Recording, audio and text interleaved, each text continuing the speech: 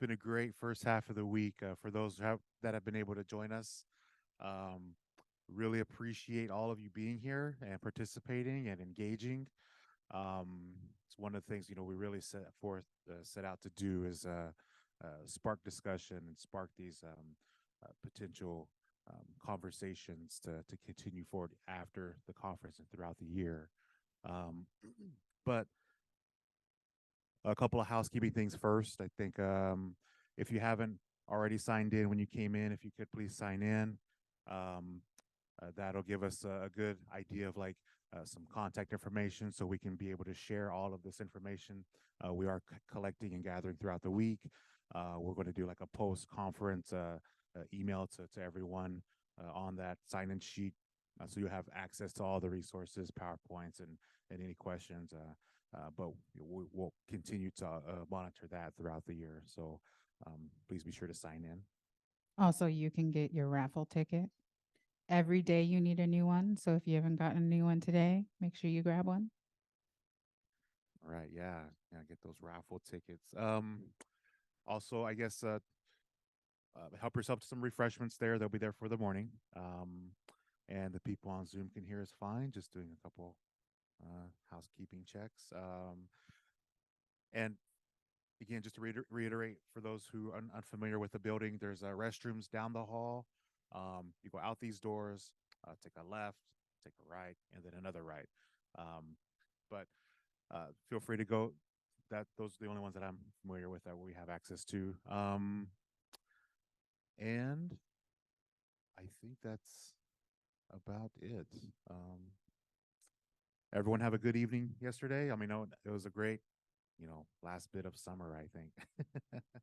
But great weather. We've been having some great weather this week. It's not bad today still. But awesome. Well, anything else you want to mention? All right. Again, thank you all for being here. We'll go ahead and get today's agenda started.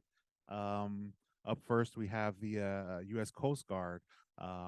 Thank you guys for joining us. I know it's really great for us to have you guys here and to be able to hear and hear what you guys were able to share with us. I know us being scattered throughout Southeast Alaska, being able to have those points of communication with you regarding spill response or just first responding type things, being in some more of these remote locations is very important. So thank you guys for being here and sharing. So I guess we'll go ahead and get started with you guys. Ladies and gentlemen, this is Lieutenant Matthew Naylor and Rachael Krajewski. All right, thank you. And that's from you're with the DEC. Oh, awesome, thank you. You can feel free to come up here on stage and there's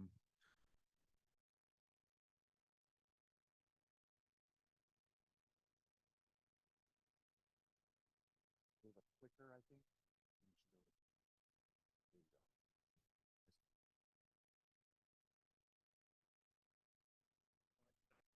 Hello? Can you hear me?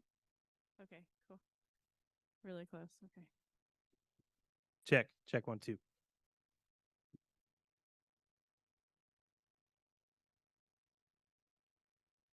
I appreciate that. I am very well practiced with the microphone, so this is exciting for me. Thank you. All right. Good morning, everyone. Thank you so much for having us. I'd like to especially thank Lindsay Pierce from Tlingit and Haida, and also Kari Lanphier, who invited us to present. Gunashchish.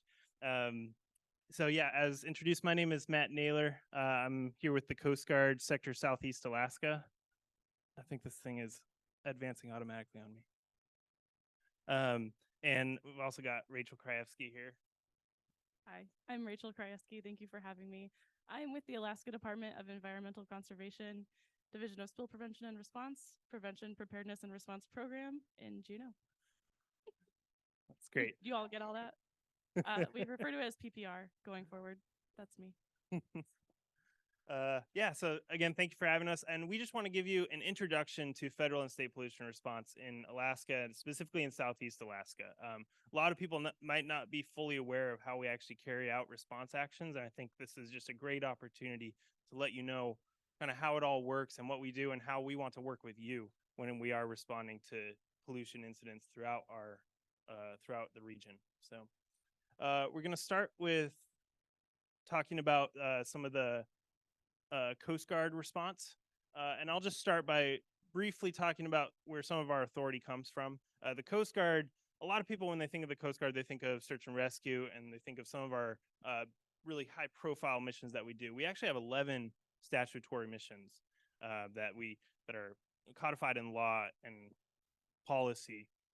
And marine environmental protection is one of those missions, and it's a very important mission that we take very seriously, especially here in Southeast with all the pristine wilderness that we have all around us.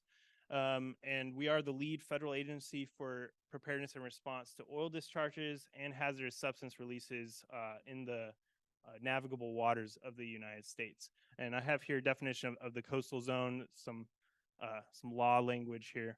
But most of our primary responsibilities for our marine environmental protection comes from the Code of Federal Regulations. And it's not an exhaustive list by any means. If it was, I'd have 20 slides just of where our authorities come from. But some of the big ones in the Code of Federal Regulations are Title 33, which is Navigation, Navigable Waterways, and Title 40, which is Protection of the Environment.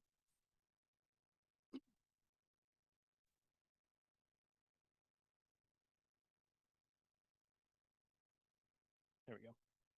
Maybe not. So some of the other federal statutes that are kind of a basis for some of our authority and what we do. A lot of it starts with the Federal Water Pollution Control Act back in 1948, which was kind of really the first in a series of acts and amendments to U.S. law that really put more of a focus on protection of the environment. Prior to that time, the only real act by Congress that really addressed this was the Refuse Act back in the 1800s. And then in the mid 20th century is when people started really seeing that there was actually a need to have laws that supported protection of the environment. And those laws have evolved over time and become a little bit stronger and a little bit more involved. And some of the big amendments that we like to refer back to are the Clean Water Act in the 1970s and the Oil Pollution Act in 1990. That's a really big one for the Coast Guard especially. It was more or less a direct response to the Exxon Valdez disaster up in Prince William Sound. And a lot of actions and authorities came out of that specific amendment there. And I'll talk a little bit more about that in the next couple slides. Another notable federal statute that we work with is CERCLA, the Comprehensive Environmental Response Compensation Liability Act. And that has to do more with hazardous substances, and it also establishes something called the Superfund, which I'll also talk about. So this is where some of our funding for oil pollution response comes from. The National Pollution Fund Center, which was established as part of the Oil Pollution Act, is the main entity that administers the funding for oil pollution response for the Coast Guard. They do a number of different things with the funds, but two of the big things that we deal with, especially here at the operational level at the sector, are the Oil Spill Liability Trust Fund, which is we refer to as the fund usually, and the Superfund. It can get a little confusing when you talk about the fund and the Superfund, but that first one is the one we deal with the most, and it specifically has to do with oil discharges into the environment. And that's the basis from which, whenever we fund a response to a discharge of oil into the environment, that's primarily where that funding is coming from. And that fund is fed by a number of different things, by taxes on oil barrels and levies, and a lot of it is also recouped. Whenever we pay for the funding, then that money is typically recouped in some manner to replenish the fund and keep it going.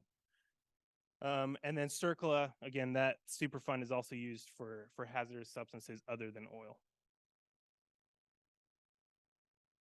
So here's our area of responsibility. I have kind of a big map of Alaska here.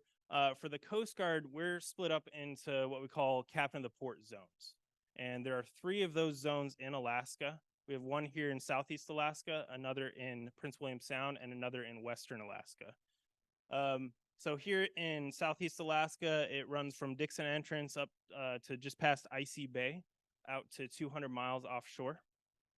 And the individual who exercises the captain of the port authority for that zone is the sector commander, who's actually here with us, Captain Jensen. And through that authority, he's basically overseeing enforcement of marine safety, marine security, port security, port safety, port security, and also environmental protection, among other things. But for our purposes, one of his roles is the federal on-scene coordinator. And we have a number of different responses that we deal with in the whole captain of the port zone.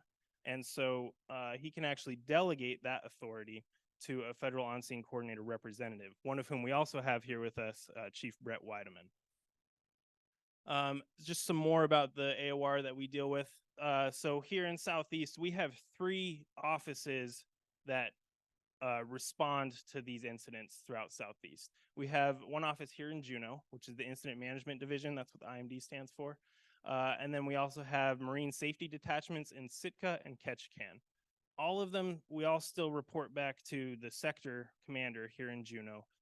But this is just to kind of help with the span of control and help us be able to cover the area effectively. Because as we all know, Southeast is a fairly large area, and Alaska is a somewhat large state. And so we want to be able to try and cover the area as best we can. And so that's what the purpose is of these different offices spread throughout the area.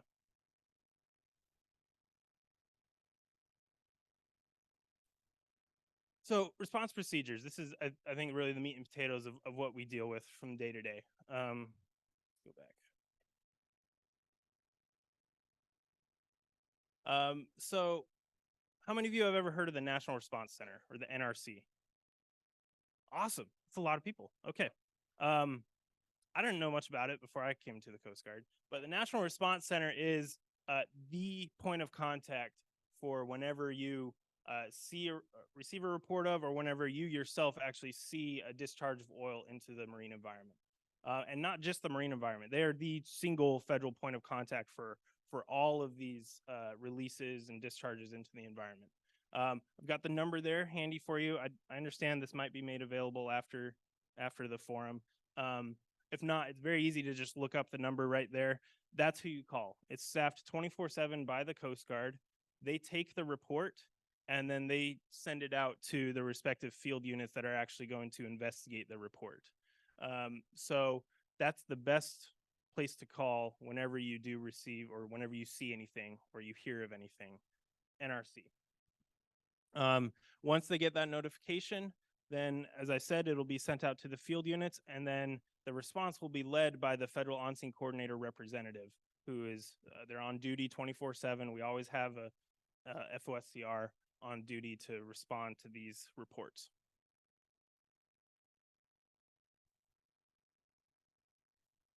So when we do respond during our initial investigation, how are we doing on time?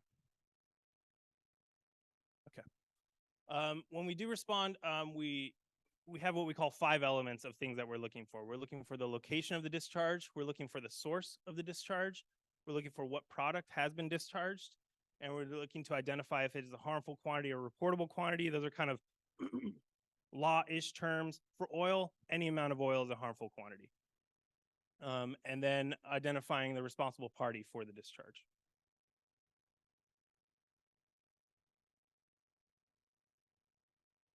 And then once we've identified a responsible party, which sometimes we don't, but if we have, then we'll determine if they have insurance or other means to respond to the discharge. So let's say somebody's boat has sunk in the harbor.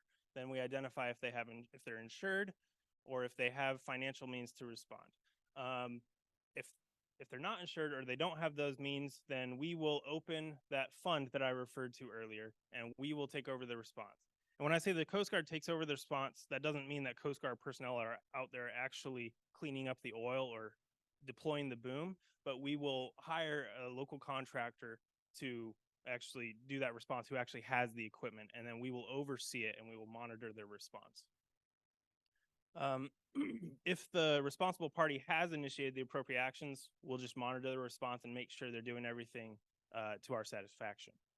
And then if there's no responsible party identified, then we'll just take over the response and make sure that that discharge is responded to appropriately.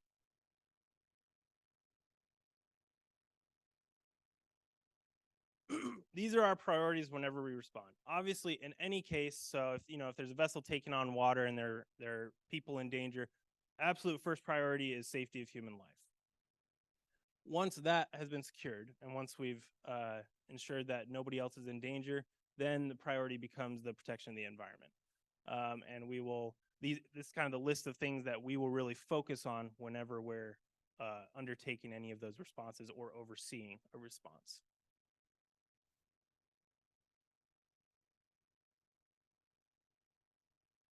And then this is just kind of a recap. I pulled this straight from the Code of Federal Regulations.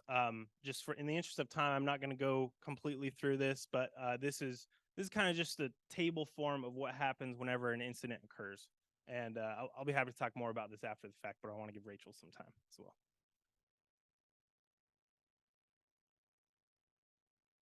All right, I'm going to turn the time over to Rachael. Can you do the button for me? Sure. It's a lot. Yeah. Hi, everyone. Again, I'm Rachael Krajewski with ADEC. I'm not going to read our mission to you, but basically we are here to protect human health and the environment. And my program responds to spills of oil or hazardous substances to the lands or water of Alaska.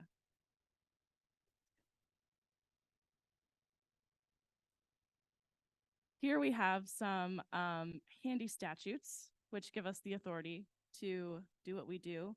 But today we're going to focus on removal of oil discharges.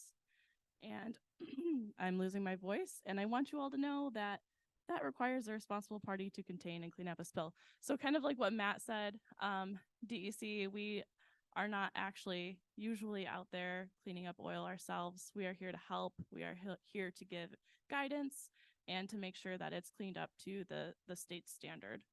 So, and that's me in the cool orange suit there, just so y'all know. We have folks throughout all of the state. We have 4 regions. So the region that I am the SOSC, the State On Scene Coordinator for, is Southeast Region, which it mirrors the Coast Guard's Sector Southeast region. So just north of Icy Bay down to the Dixon entrance. And we have jurisdiction over the land of the state of Alaska as well as the waters. And so this definition I have been hunting down for a very long time. So state jurisdiction goes from the line of mean low water and seaward to 3 geographical miles or further. So there's obviously exceptions, but generally it's from the shoreline 3 miles out that is considered state land and therefore state water on top of it.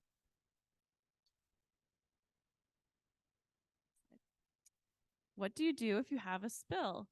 Well, if it's a spill to the water, obviously you're going to call the NRC, but you should also call ADEC because we also have jurisdiction. So any amount of oil or hazardous substance spilled to water is reportable. We have a 24-hour hotline, which I have listed right there, 1-800. And we also have a really cool new portal on our website where you can report a spill electronically. You don't have to talk to anyone. There are some limits to that. Like if it's a really big spill, you'll get a message like, is this over 100 gallons? And it'll be like, call the number. Like there's, cutoff criteria. But for smaller spills, that is a great way to report. And same with the NRC. If you call at any time, you will be able to get in touch with a DEC responder. Important information I've got listed out. That's okay. But the main thing that we always really, really want is a location. So we need coordinates and we love pictures because that tells us so much more than there's oil everywhere. What does that actually mean? So that's why we love pictures and we love coordinates so we can find it. That's good. Next slide, please. Like the Coast Guard, we have a response fund. This fund is not as robust as the federal fund, and we kind of try not to use it because it's there if we've got a big incident and we don't have a responsible party who can pay for the cleanup. So we are very, I'm not going to say anything. was gonna say stingy, that's the wrong word.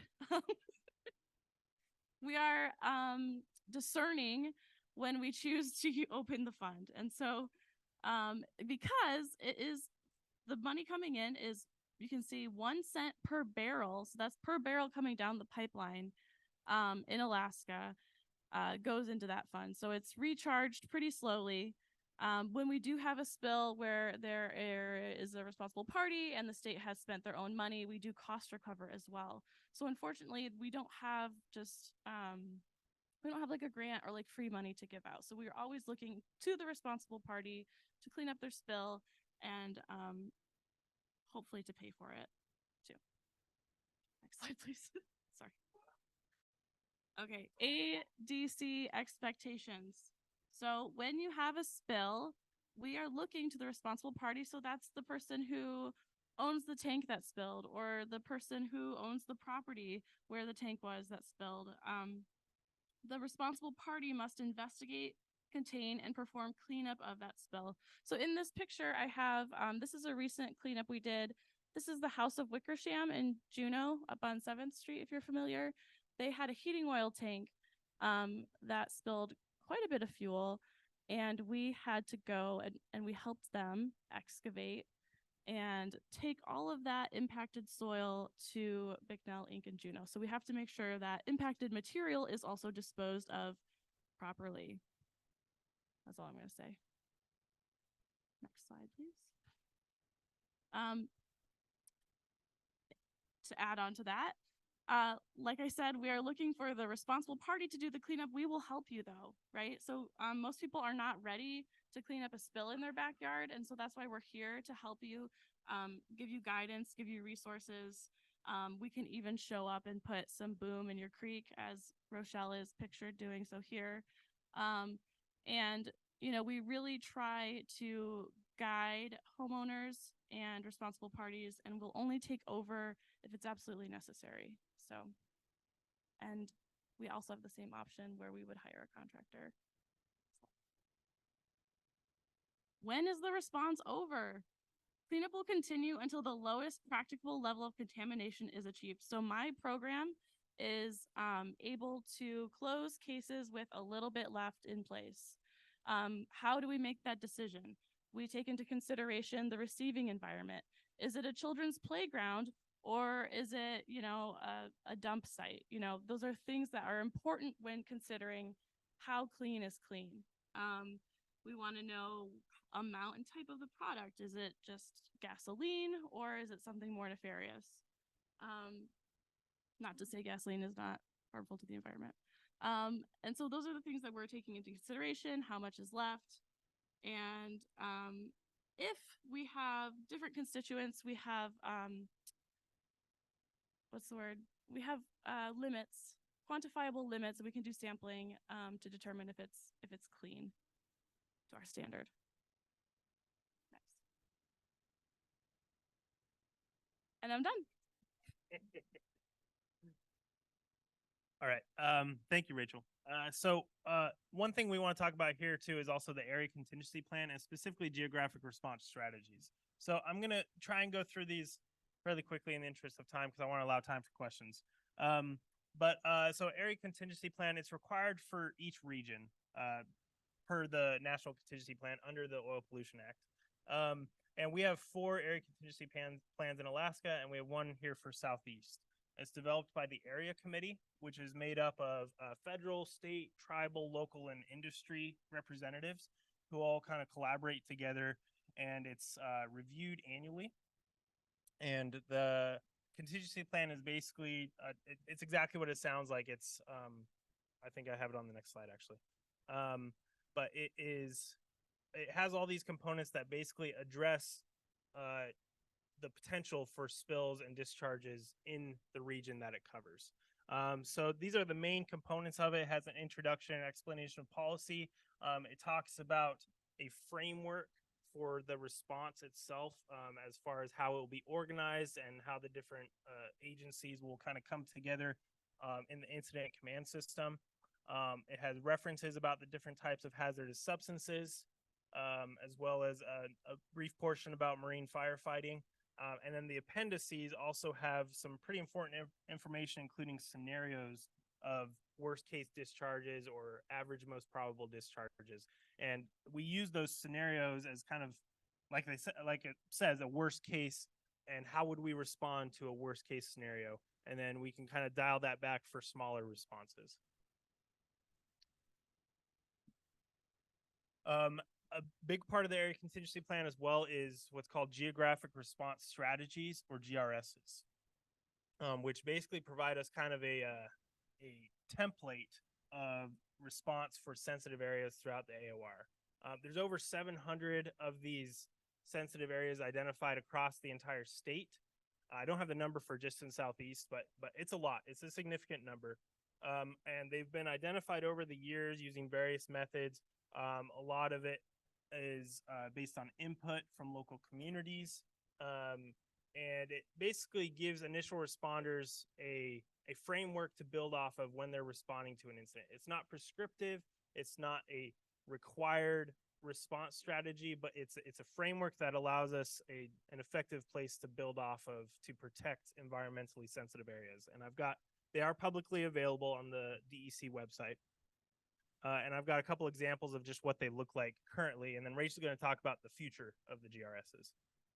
So they're usually 2 pages. They're PDF documents, and they'll look like this. It'll have a chart that's showing the area in question, and then it'll actually have,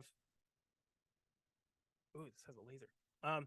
It'll actually have a specific booming strategies for certain parts that may be more sensitive than others. It talks about exclusion booming, diversion booming, deflection booming over here. And then on the second page, it will actually kind of prescribe the amount of boom. I shouldn't say prescribe. It'll suggest the amount of boom for those strategies, and also the people and crews needed for it. I included this Bostwick Estuary one because it's a GRS that we actually exercised back in April. We try to exercise a GRS annually to kind of just see how it works, because a lot of these GRSs were made on a computer but weren't actually tested out. And so they need to be tested to make sure they're effective and then updated after the fact. So we did Bostwick Estuary this past April. We're planning on doing Stargavin Bay up in Sitka, or down in Sitka, next April. And this is what the Stargavin Bay one looks like. Very similar, some different booming strategies, and it also has the second page that kind of talks about the amount of boom and the types of crews to be involved. So Rachel, we're in the process of transitioning the GRS program from these static PDF documents to something more dynamic, and Rachel's going to talk a little bit about that, and that's going to be the last thing we talk about before we open it up for questions. The last and the most exciting thing we're going to talk about, because this is awesome. The future is awesome. So I don't know what the next slide says. Maybe we should.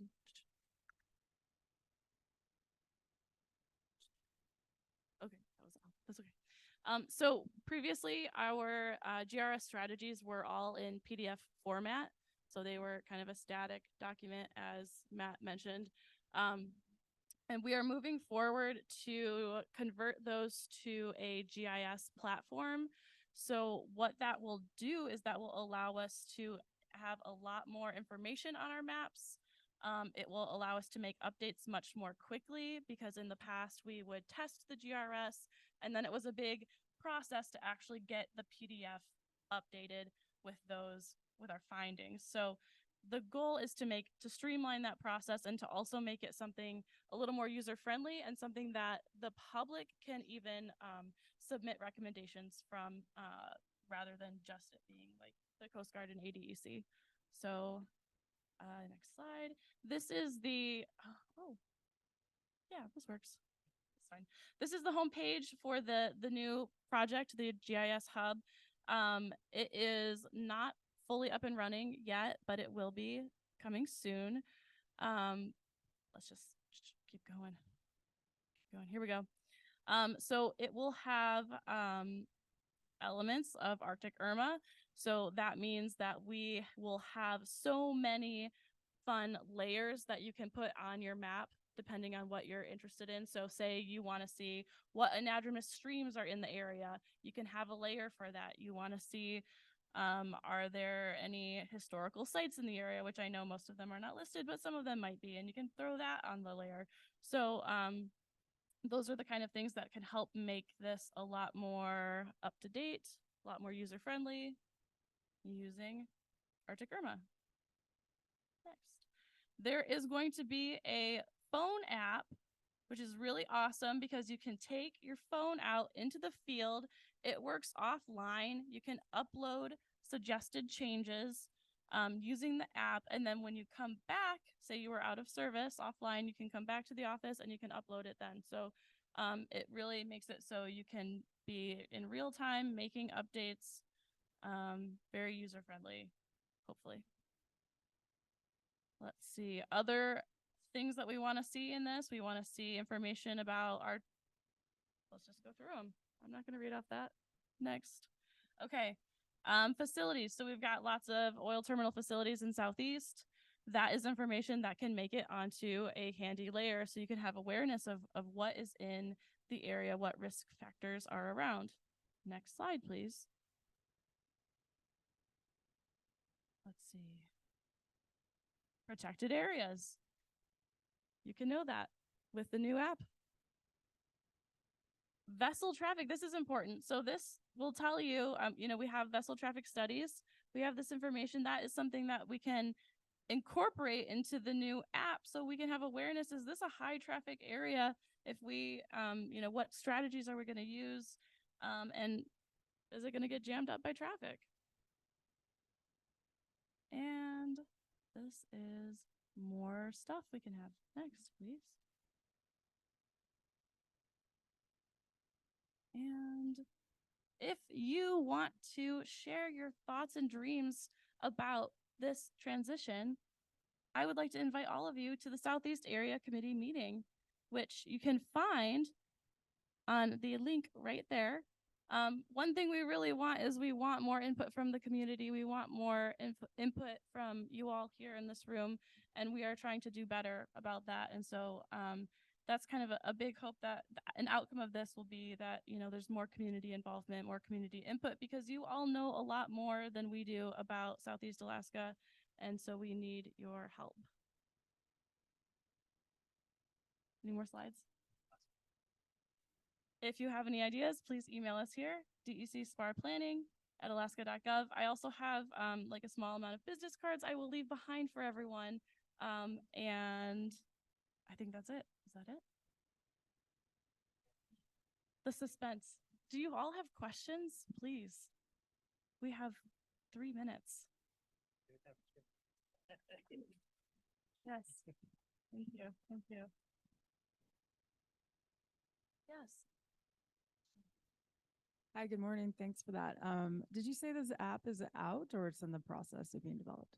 It's not quite done cooking yet, but when it is, it will be updated on, if you can go back to that webpage, it'll be updated on that webpage. One more. It will be updated there. Okay. So this was started by Arctic Western Alaska. And so Southeast is a little bit behind. We're kind of letting them get the bumps out of the way, and we're going to take advantage of all of their findings. So it'll probably be a little while before the app is fully up and running. All right. Thanks. I'll keep an eye out. Yes.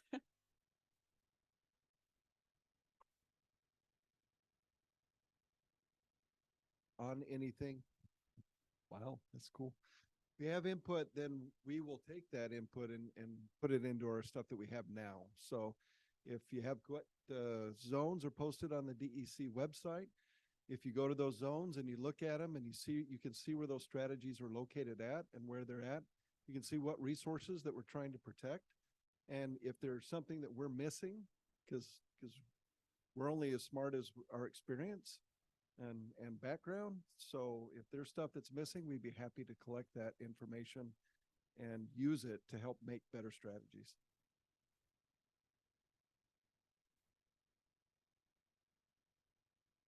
Any other questions?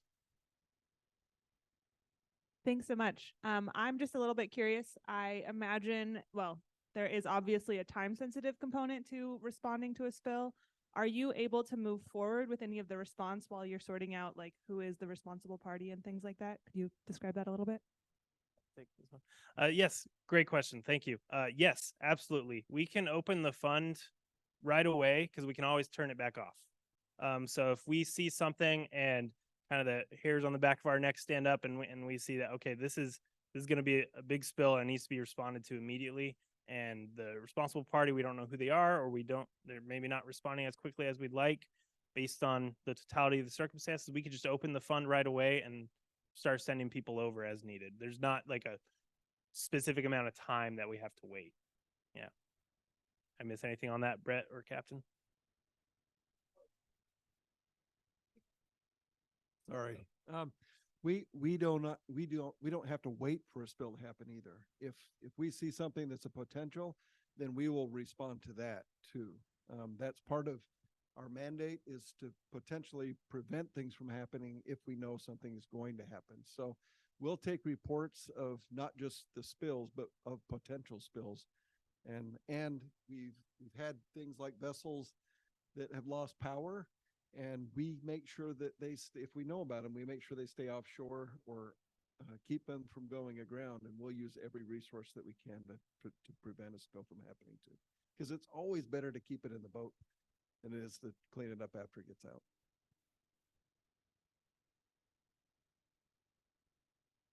out. Lindsay, Kari, do we have time for one more question? Sure.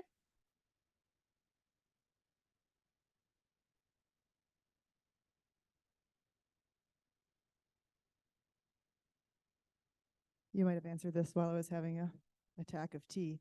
How many spills, I'm super unfamiliar with your world. How many spills do you on average respond to, big or small? Is it like weekly, monthly, yearly? You have a couple, a few, one big one? What's it look like? ADEC has more than us. I was looking at numbers last night and I knew I should have written them down. I think in Southeast Alaska in fiscal year 22, we had something like, oh gosh, off the record, I think it was 34,000 or it was 24,000. It was in the tens of, but here's the thing. I would say maybe 90% of those are under 10 gallons. So we have a lot of small spills that make that number very high.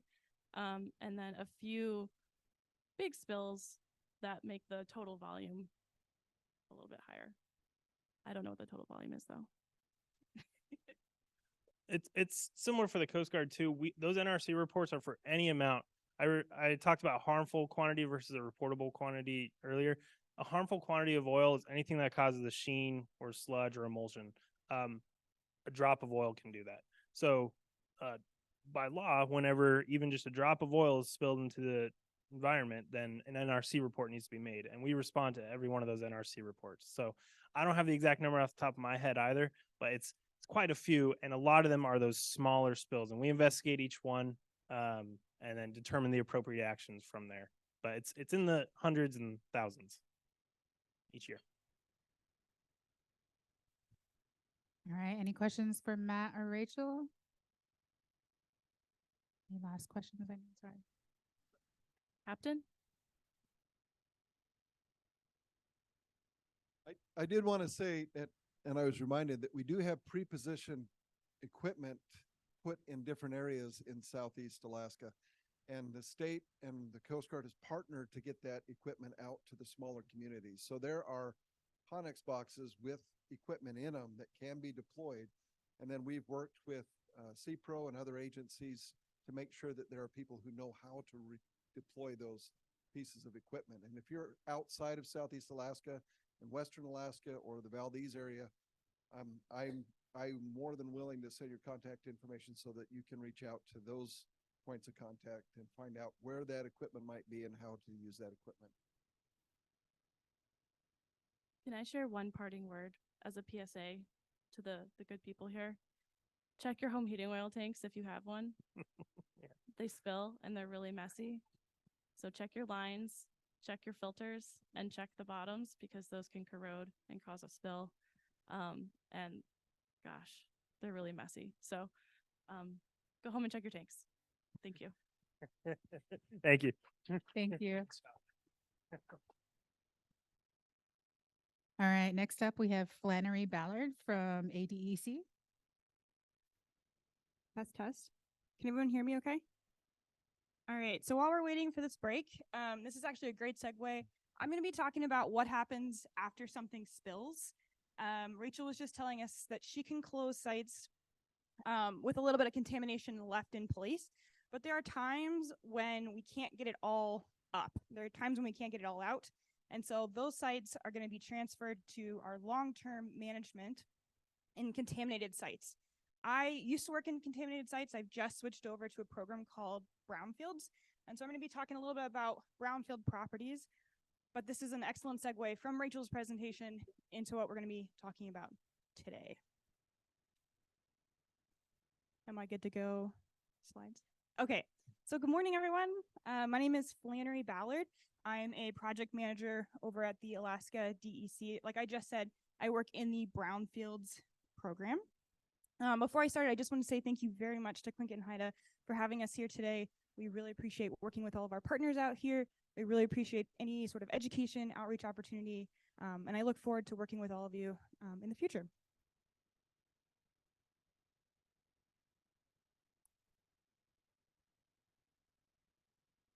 Slide. Next slide. Can you help me out? Next slide. Okay, so I'm using a new term here, brownfield. Has anyone heard the term brownfield before? Couple people? Nice, couple people. Okay, so commonly speaking, a brownfield is an industrial or commercial property that has been abandoned, fallen into dereliction, resulting from some sort of contamination. So I want you to think about back in your town, the old factory or an old electrical plant or an old cannery, etc., that has fallen into some sort of disuse. There is a federal definition that the state uses as well. It's a property, the expansion, redevelopment, or reuse of which may be complicated by the presence or potential presence of a hazardous substance, pollutant, or contaminant.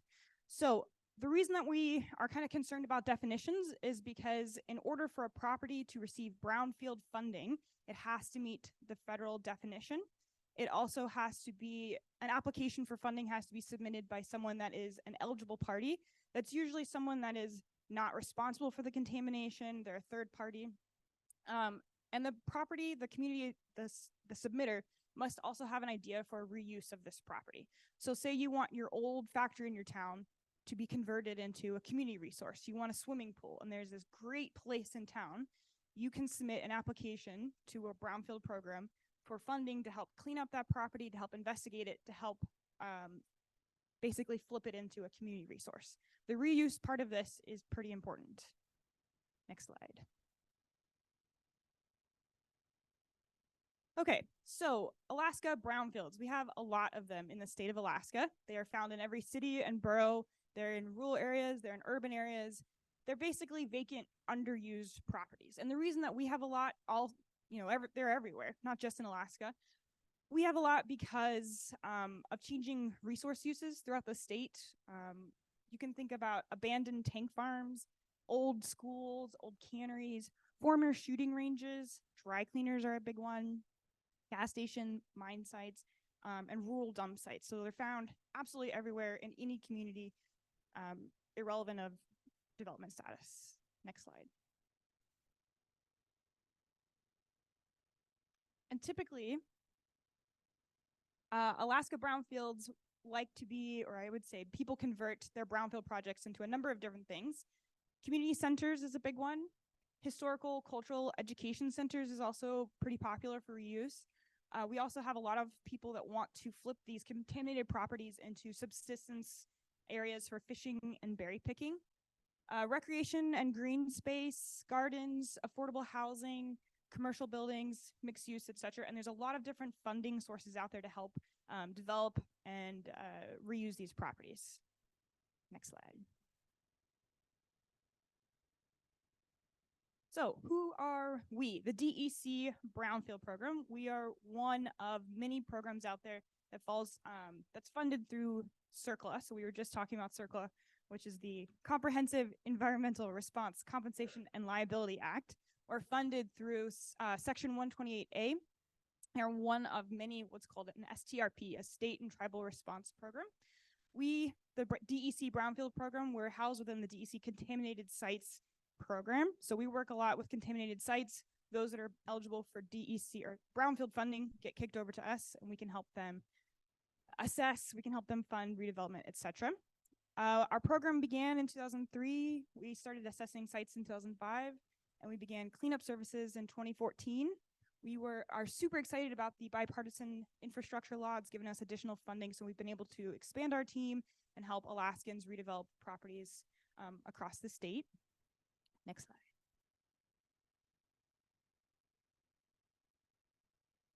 So we are one of many of these programs. So we're all funded under CERCLA 128A, which establishes response programs. So any federally recognized state or tribe can apply to be one of these STRPs. It's a non-competitive application. However, there is only one pot of money. So the more STRPs are out there, we have to split our funding between all of us. But as long as you're a federally recognized state or tribe, you can apply to be one. And in 2023, as of 2023, there were 22 STRPs in the state of Alaska. You'll have to, I have to apologize for my map. It wasn't as easy to get the all of us on here in Southeast Alaska just because of the population. We have a lot of people in Juneau. So the newest one in Alaska was the Chilkat Indian Village, which joined us, I believe, in 2022. They're located in Haines, but we have quite a few STRPs down in Southeast Alaska. And the four main components to be an STRP is that you have to be able to survey and inventory brownfield sites. You have to have oversight and enforcement authority to help make sure that the cleanup protects human health and the environment. You have to have mechanisms for public participation, and you have to be able to approve cleanup work plans as well as the results of the final cleanup. Next slide.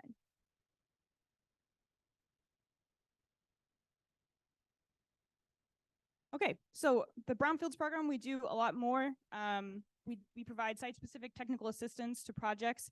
We manage inventories of all the brownfield sites in Alaska. We assist stakeholders when applying for both state and federal grants.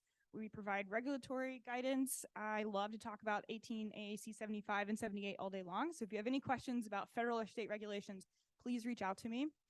We provide and facilitate outreach, and we conduct a lot of training opportunities. Next slide.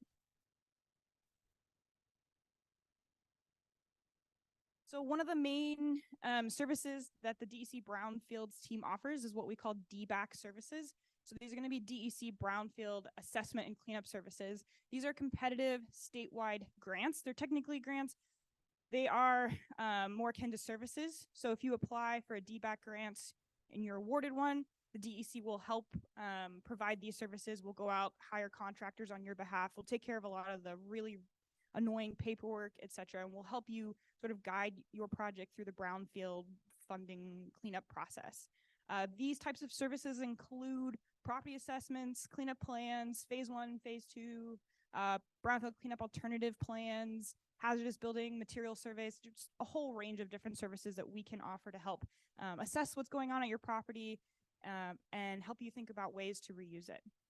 We typically, I would say this application period for DBAC services is between November and February, and we typically fund between 6 and 7 projects every year, and grants are between about $25,000 to $125,000 a year, but that can really differ from project to project. Next slide, please.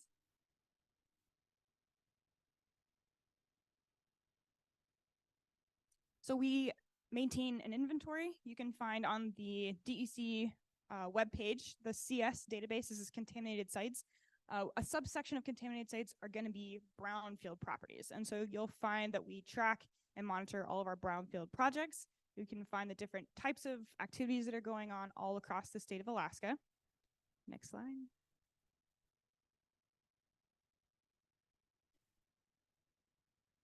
We provide technical assistance and support.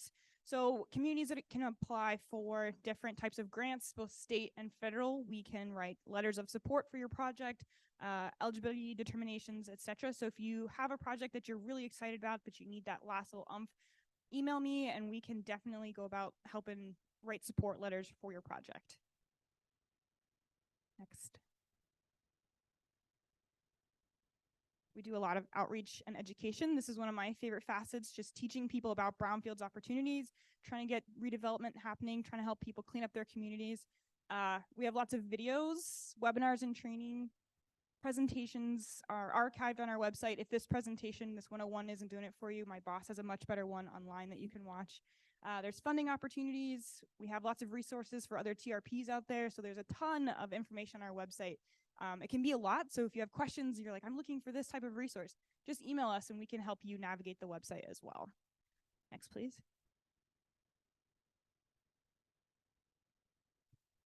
Some of my favorite resources that we have online. Every 2 years, we update the Alaska Brownfields Handbook, which goes over funding opportunities, what the Brownfield program looks like, etc. It's basically a comprehensive resource that's going to help you navigate how to go about Brownfields funding. Another really interesting educational resource that's on our website is the old fish processing plant. This is a Brownfield story that's told from the point of view of a child. And so it looks at taking, I believe it's an old cannery, and it walks you through the Brownfields process from the point of view of a child. It's pretty neat.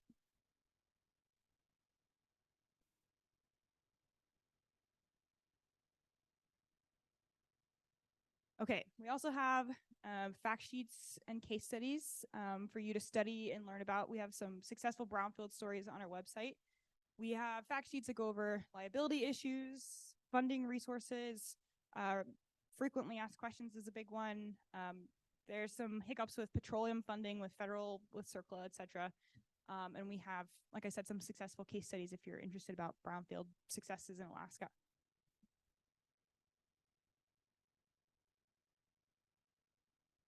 Okay, so I'm going to end my presentation. This was just a quick introduction to brownfields with 2 case studies, just to show you some projects that we're working on right now. Typically, the remediation of contaminated sites, the cleanup, the characterization takes a long time. That's something that people don't always understand when they have contamination on their property, but this can take a long time to clean stuff up.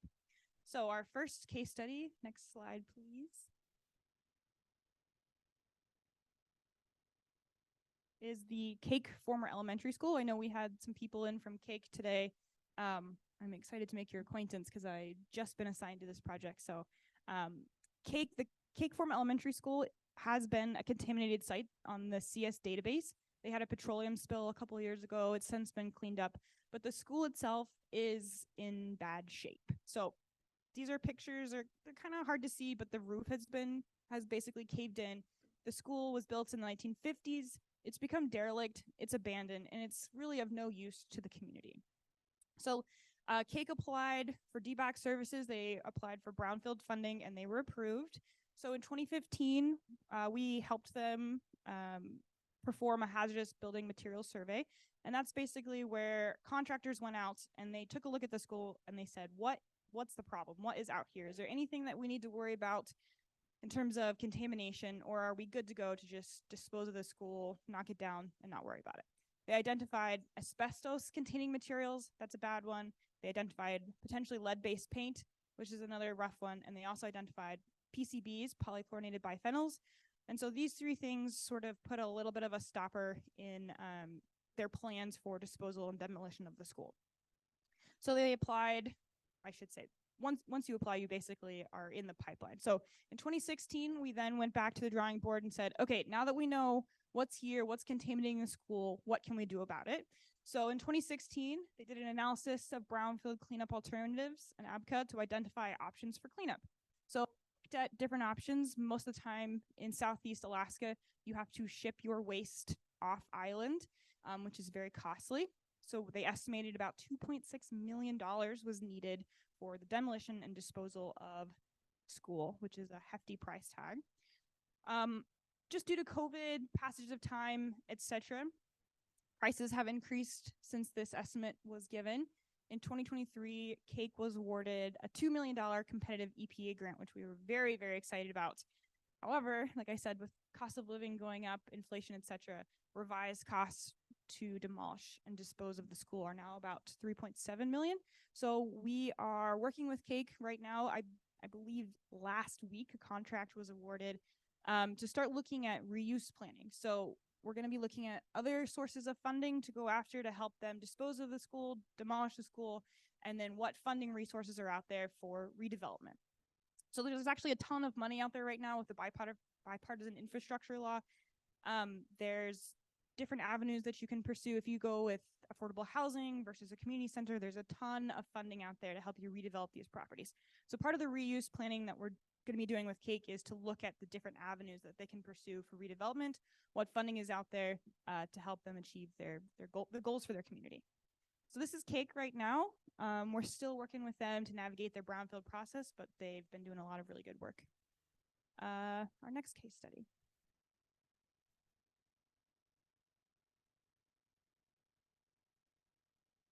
So this is the Thorn Bay Fire Hall. This was another abandoned sort of derelict building out in Thorn Bay. There was ideas that there was contamination on site at the property. No one was really sure. And so in 2010, they applied for and were awarded a DBAC service, and we helped them to conduct a property assessment and cleanup plan. Unfortunately, we identified cement citing asbestos, petroleum hydrocarbon, and chlorinated solvent contamination, and lead-based paint, which was putting the stopper on cleanup over here. If anyone's familiar with contaminated sites, petroleum hydrocarbon and chlorinated solvent contamination is a really fun one to navigate. So we've been working with Thorn Bay. In 2020, we sent out some contractors to do some site characterization at the property. The building was successfully demolished in 2023, March of this year. And the next stage for Thorn Bay is they're going to need additional characterization of the site before they can move on. But this is basically what we do. If you have a site in your own community, can you go to the next slide? If you have a site in your own community that has sat derelict, that you have an idea, like this would be a really great place for a swimming pool or mixed use housing or what have you, please reach out to an STRP, please reach out to DEC Brownfields. There is an application that you can apply for funding. You usually have to be like a third party. You can't own the site. You can't have caused the contamination, but you have one of these brownfield sites that you're like, this would be great to turn into something for the community. Please reach out to us, and we would love to help you figure out a way forward through the Brownfields program. So my name is Flannery Ballard. This is our DEC Brownfield team right here. Most of us are located in Juneau. Brianna is up in Wasilla. If you have any questions, please feel free to reach out to me to chat brownfields, to chat contamination. I will take questions. I'm pretty new to this job, so if I can't answer your question, I will write it down, ask my boss, and get back to you. Thank you.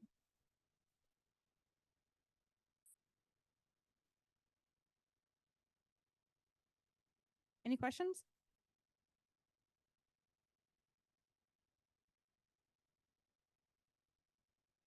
Yeah, just quick question. You said a lot of your funding comes through CERCLA. How's that different from the Superfund sites? I know we have a number of Superfund sites in Southeast. That's going to be a boss question. I Okay. just started. I basically was teaching myself this presentation to give it to you. So I'll have to write that down and let you know. But That's no problem. I was just simply curious. I know that we're funded through 128A, and that's about as much as I can tell you. That's great. Thank you.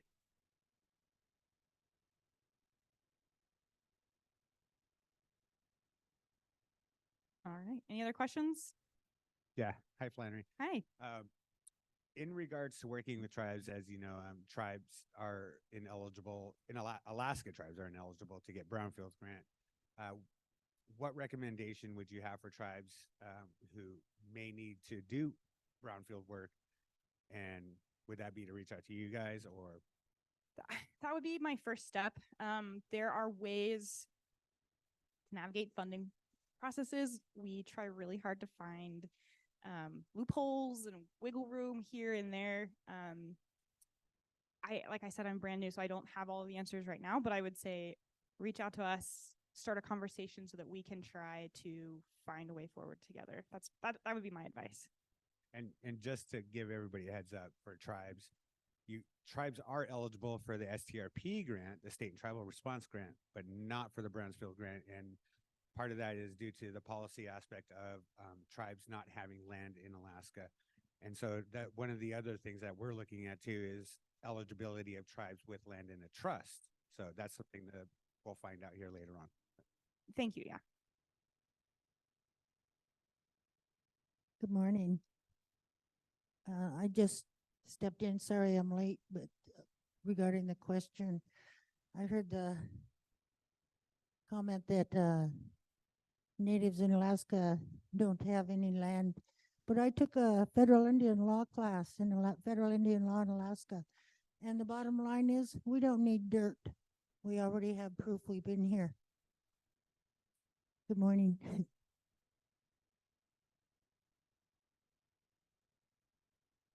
Hey, Flannery, I had a question.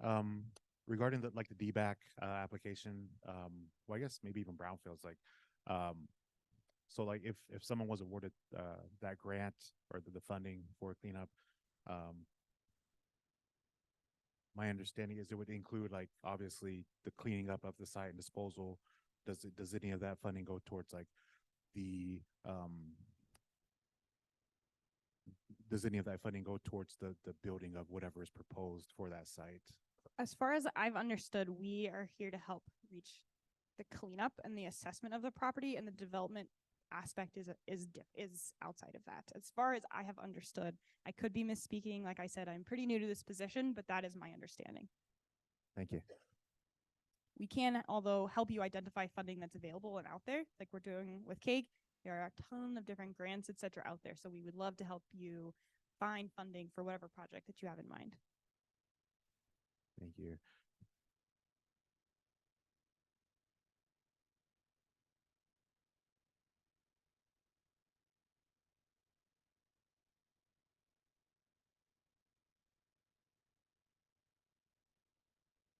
Good morning. I got a question. We got a couple of large buildings that were used to be commercial buildings in town, and they're abandoned and derelict, you know, they're falling down. But we really don't have anybody qualified to assess how to take it down or anything. Would you guys be able to help us with that?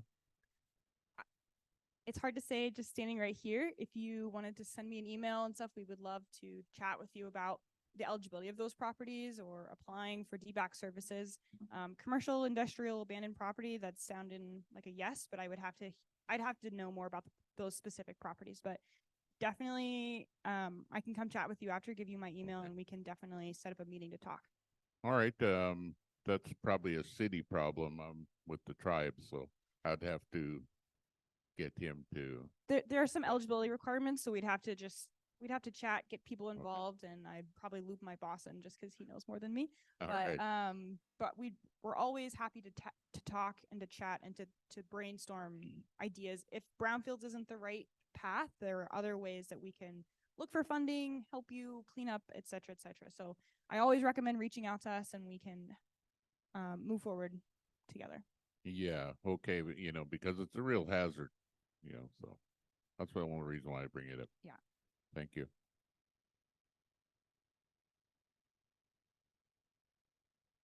Any last questions for Flannery? All right. Well, thank you for having me. Appreciate it.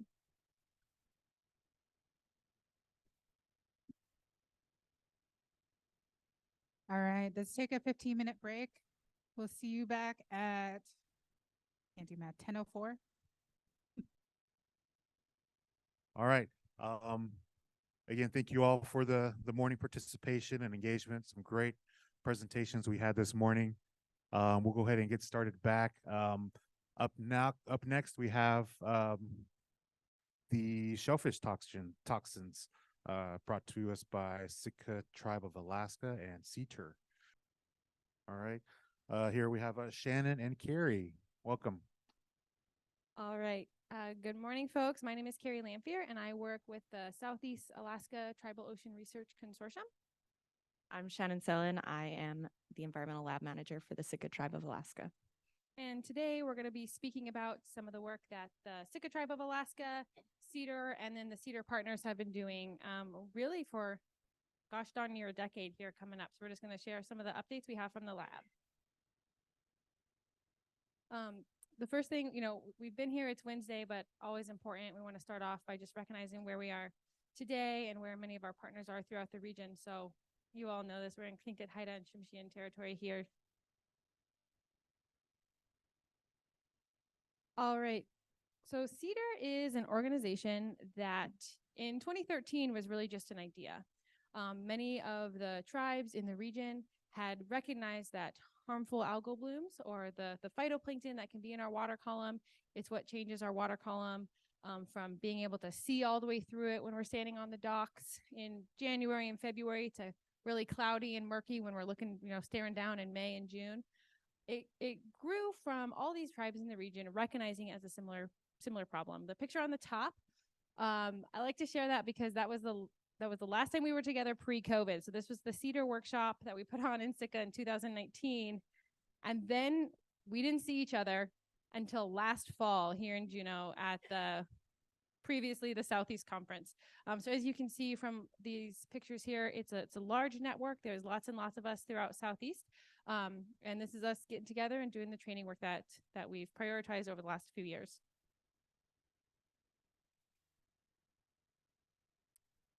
I'd like to just point out some of the SEATOR partner communities. I apologize that I have the communities up here instead of the tribe names.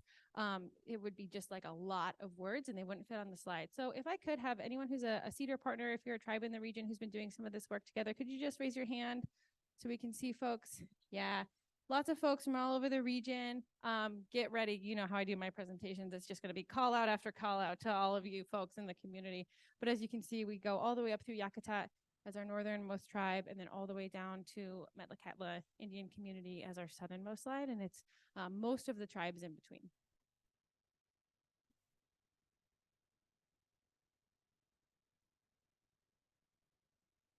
So the SEATOR program, sort of at its core, and mostly what we're going to be speaking on today, I like to think of in three main pillars. The first pillar is those phytoplankton observations.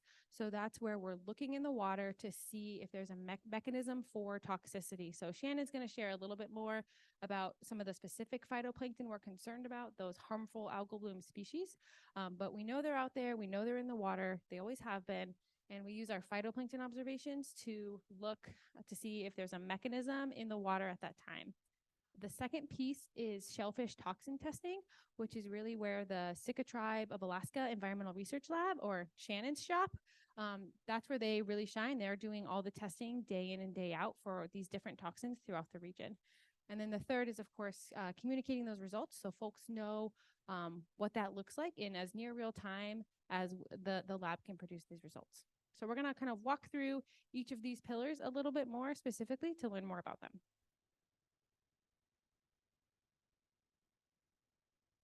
So that first pillar that I mentioned is phytoplankton observations. Like I said, we want to prioritize harmful algal bloom species in our microscopy. So what this looks like is all those SEATOR partners that had their hands raised, what they do pretty much nearly every week. You should talk to them and hear some of their stories.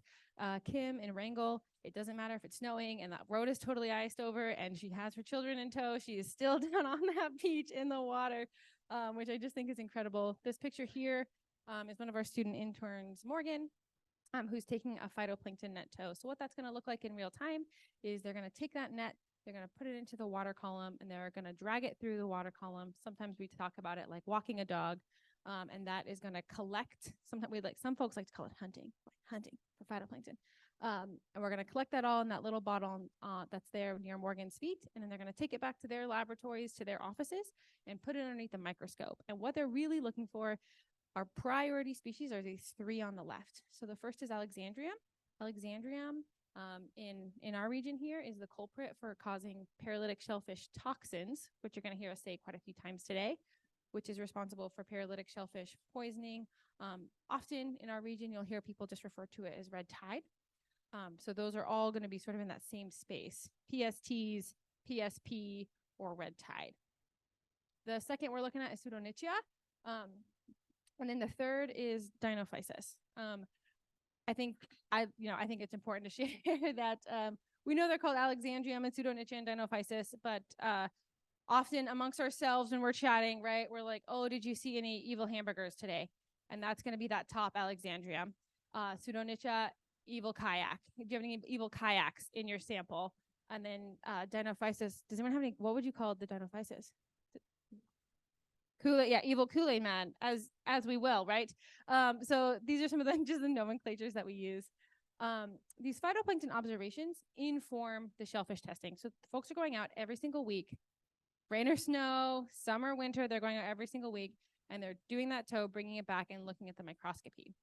We've got over 2,500, it's closer to 3,000 now, observations made by SEATOR partners since 2014. There is not another data set in Alaska that is so long and has such high frequency of testing. Some of the work that these folks have been doing is really, really incredible and not duplicated elsewhere. Many of the partners, they don't just look for the three things and then move on. Like Tylo, right? Tylo is an incredible phytoplankton taxonomist, and they go through and they're identifying all kinds of the other phytoplankton they see in those samples, which hopefully in time we'll be able to go back, comb through that, and get a little bit more information about what environmental conditions are when that have these other phytoplankton in the water.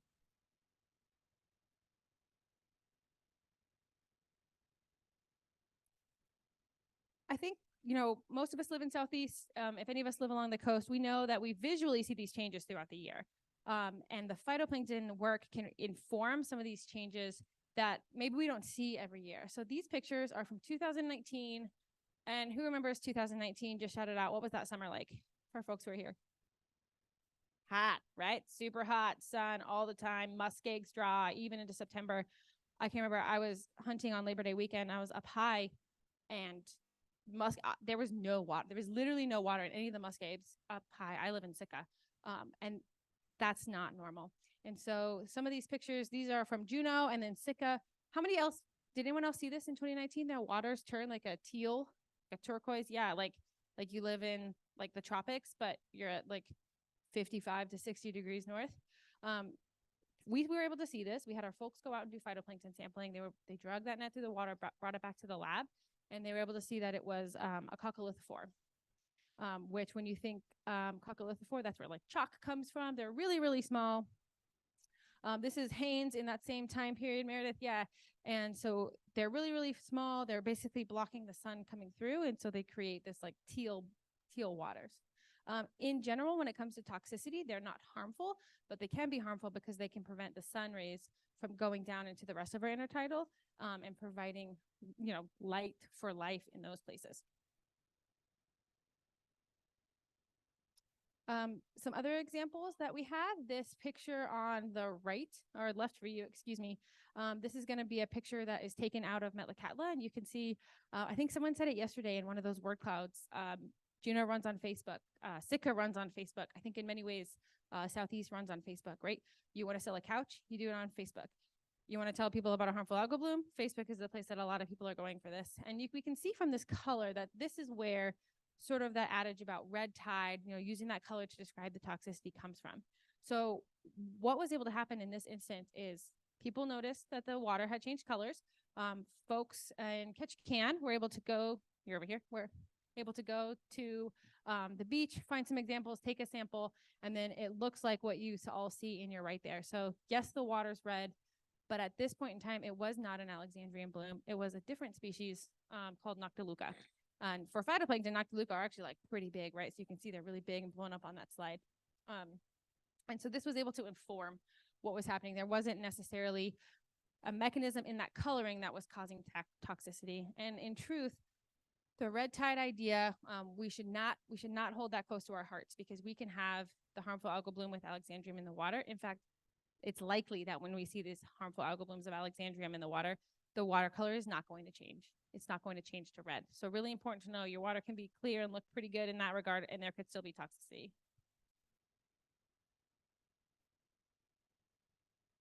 I mean, Jen, did you see this? I mean, it looked like that. Yeah. So this is another example of a Noctiluca bloom. So the same as I was showing before, but this is from July 2023. And again, I found this picture on Facebook, and then I think like 10 people sent it to me. I know Lindsay sent it to me. Like my what is it, Messenger on Facebook, was just blown up with like, Kari, look at this picture. Oh my God. I mean, look at that. That does not look nice. Yeah. So that was that someone called the NWS office asking who they should report the change in watercolor to, from the colors in catch can. Yeah. And it was the same thing. Kind of not nice picture. Big, you know, we were worried, what can we do? And then the environmental staff from the tribe was able to go down, check it out, and see that it was Noctiluca, give us some information. The second picture is from Juneau in July 23, and this was in the channel just out here. There was some change in watercolor. It was also a little bit red. It's like hard to see in this picture because the clouds and stuff. But we got connected through DEC. Someone called DEC. DEC connected with me. I connected with TNH. And then Jesse and Lindsay were able to go out and get in a kayak. And I actually think it even goes even past that. Then I think they called John Harley at UAS, who had a kayak. And then I'm pretty sure that's John in his kayak going into the channel to do a phytoplankton tow off the kayak there. And so I just think that really shows, I mean, there was like 5 or 6 people who that had to go through, and that all happened in maybe an hour. Like, you know, I was probably the backlog. I probably didn't open up my email too early in the morning. And then by that afternoon, the folks at TNH were able to connect with someone to be on the water. So that is sort of the power of the network that we can have. So we also had a Noctiluca bloom in Silver Bay in Sitka. So it seems that was the bloom of the summer between the 3 places. But I'm about to talk more on the HABs that we're predominantly looking at for the SEATOR network. So Kari mentioned them, but Alexandrium is the one that produces saxitoxin and its congeners, which is the paralytic shellfish toxin, paralytic shellfish poisoning. Pseudonychia produces domoic acid, which is what causes amnesic shellfish poisoning. That's more prominent on the West Coast. We'll go more into it, but I definitely hadn't heard of most of these till I moved to Sitka. So, and Dinophyces produces okadaic acid, which is a acid that causes diuretic shellfish poisoning.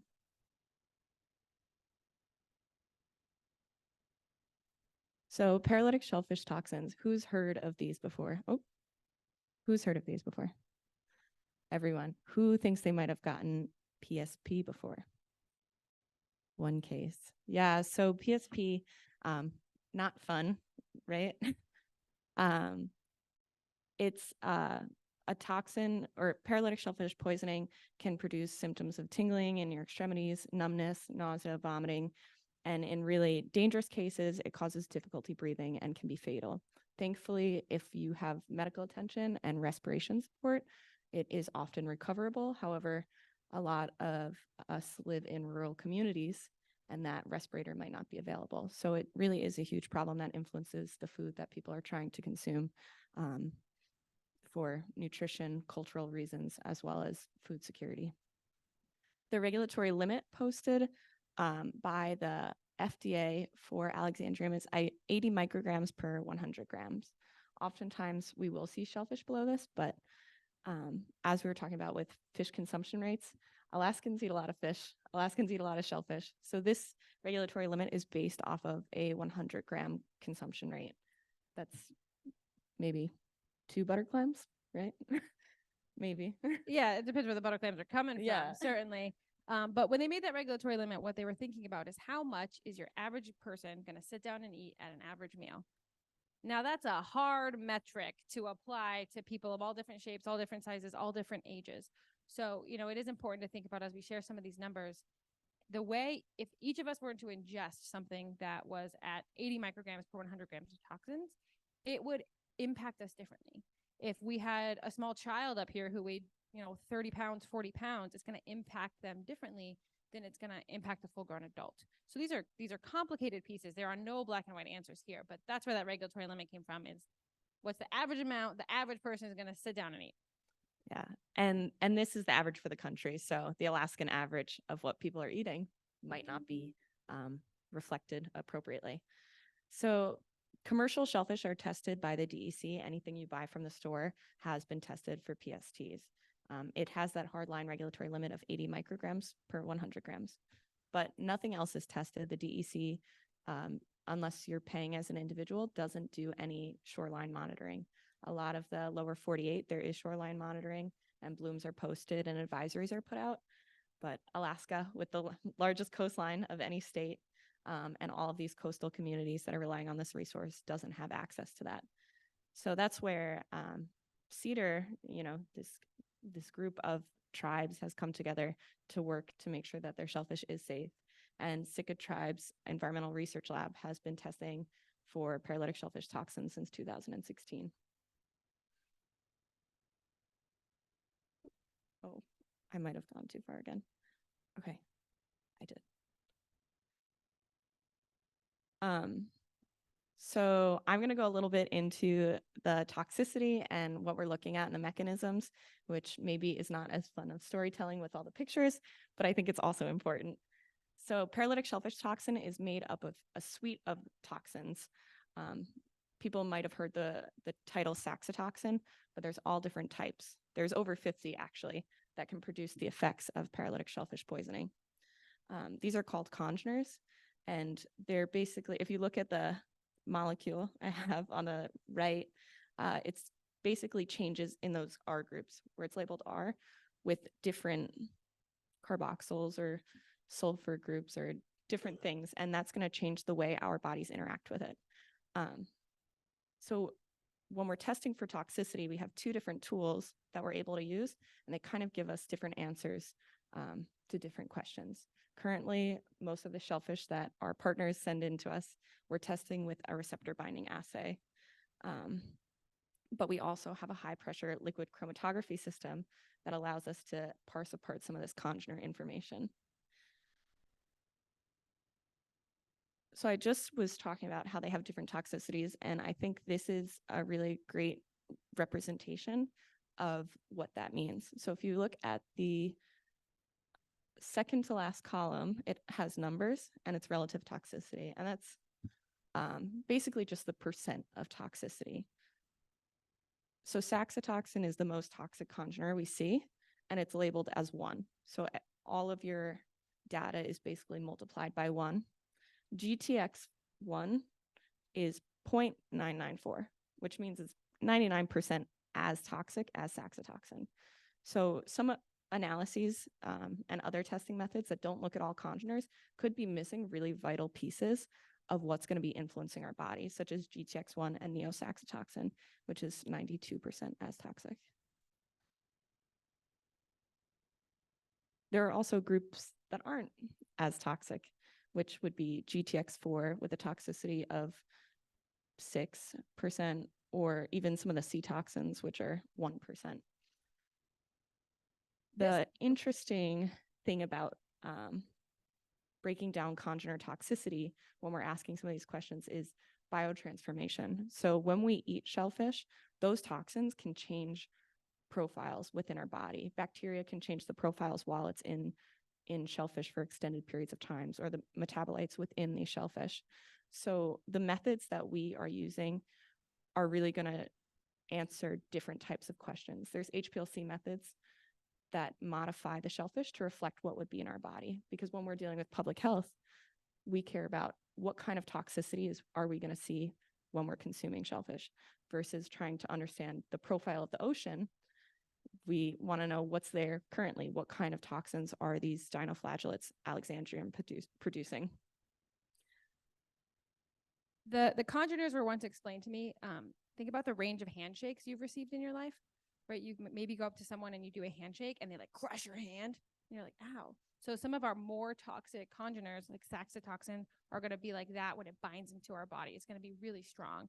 Then think of some on the other spectrum of handshakes you've received in your life where you like put your hand out there and then they like almost even touch your hand, but then they maybe fall off. So that was one way the congeners were explained to me, is like some just hold on a lot stronger than some of the others. So a different way to think about it. So on the slide, you can see these are the two types of methods that we're running. The high pressure liquid chromatography method, we're still getting up and running, but we do have an awesome contract that just got to our lab this week, which is super exciting. I met with him Sunday because I was like, I won't be here your first day. I'll be at a conference, but he is probably one of the more versed people in the country with running HPLC for PST toxicity. So that's really exciting. Currently for our public health outreach, we use the receptor binding assay, which I think is an awesome method. It's fast. Once the lab is set up, it's a really cheap method. We're able to run hundreds of samples in a week if we get that kind of volume, which thankfully we don't.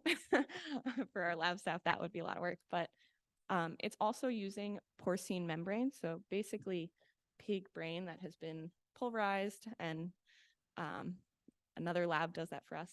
But it has those same sodium ion channels that we have in our brain. So it's going to basically reflect the way it interacts with our body, which is really nice when we're doing public health to know that it's a similar mechanism that we're studying and observing. For any of our SEATOR partners, one of the cons is tritiated saxitoxin, which has one vendor in the country and can be difficult to get when there's backwater or supply chain issues. I put relatively cheap on cons. These got flipped. Oh no. All right, well, ignore the cons that are listed because those are the relatively cheap is great and the comparable biomechanism is also great. But the supply chain is definitely the issue. The HPLC method is a DEC method. So they use mouse bioassay and they also use HPLC. So for cross-lab validation purposes, that's kind of nice to be able to do the same method as the DEC. We also get that congener data, all those profiles when we want to see what's in the shellfish we're eating, how much of it is GTX1, how much of it is GTX4. And then if we process the shellfish in a different way, we can see how our bodies are receiving that versus what's in the shellfish. Or with seawater samples, we can extract in a different way and see what the actual profile is at that time.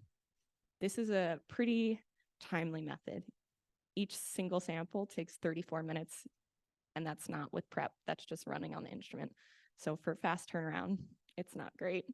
And it's pretty expensive and a very tricky method, but they both offer really great opportunities to further tribal research as well as further our ability to provide data that informs harvest. Also, I want to interrupt. Shannon came to us from running HPLCs all day, every day in New York. So when Shannon joined our team here and traveled cross country, huge boon to the lab. Thanks. Yeah, I love HPLC, and it turns out this method is super tricky. So I'm really excited that we have Zach coming up, this expert who's going to be able to make sure that our lab is running it super effectively and can use this data. So we have two methods for community harvest. That way, if one goes offline for a little while, we can continue to provide results to our partners. The other two concerns that Kari had mentioned earlier are amnesic shellfish poisoning and diuretic shellfish poisoning. So these are produced by Pseudonychia and Dinophyces respectively and cause, basically the vomiting nausea is from all toxic shellfish, but the really scary thing with amnesic shellfish poisoning is it can cause permanent short-term memory loss. So if any of you have heard about, marine mammals off the west coast of California acting weird, hanging out on park benches or behaving oddly, some of those cases have been linked back to amnesic shellfish poisoning. They're also concerned with marine birds and migratory patterns. So there's a lot of concerns, particularly for Pseudonychia blooms. We see both of these algal species here in Alaska. We have not had much concern, but we know that they're here, and with changing climate, we're not quite sure how this story will unfold for toxicity. We therefore are testing to make sure that we are ahead of the curve and can make informed decisions about food consumption when it comes to other safety hazards. Currently, we've tested over 350 domoic acid samples and over 200 okadaic samples, or okadaic acid samples. The regulatory limit for domoic acid is pretty high. So if you remember, the PST value is 80 micrograms per 100 gram. This is 20 milligrams. That's like 1,000-fold increase. And off the record, preliminarily, we are seeing very low numbers so far. So this data is being corroborated with LCMS, which is liquid chromatography mass spectroscopy, a really fancy name for an instrument that they're using at NOAA. The regulatory limit for okadaic acid is much lower, so it's 160 micrograms per kilogram. And we are also running these in comparison with NOAA. So the goal of this is to make sure that we are able to monitor these as our oceans are warming, as blooms are shifting more northward, as we're seeing bigger blooms of Pseudonychia and Dinophyces. We're having this background data, so we know what numbers are changing. Even if things are below the regulatory limit, if we're seeing those numbers slowly creeping up, we can try and be ahead of the mitigation curve to protect these resources. That was a lot of science. Does anyone have a quick question before we move on?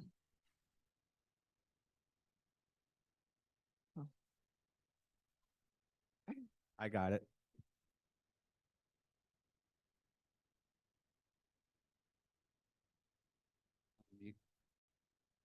Hello? Oh. Can you guys hear me? Yeah. I can't hear myself. You guys were talking about how every 100 grams is 80 micrograms for the toxins, right? Yes. So what if there's 40 micrograms and somebody consumes 200 grams? Is that the equivalent? So that would be 80. And I think the important thing to remember is these are FDA regulatory limits. If it is 79 micrograms per 100 grams, it's sold at market. So there is safety factors built in, and we would never advise someone to eat over the regulatory limit, but there is these safety factors. So I think it's important to understand that correlation of how much you're eating.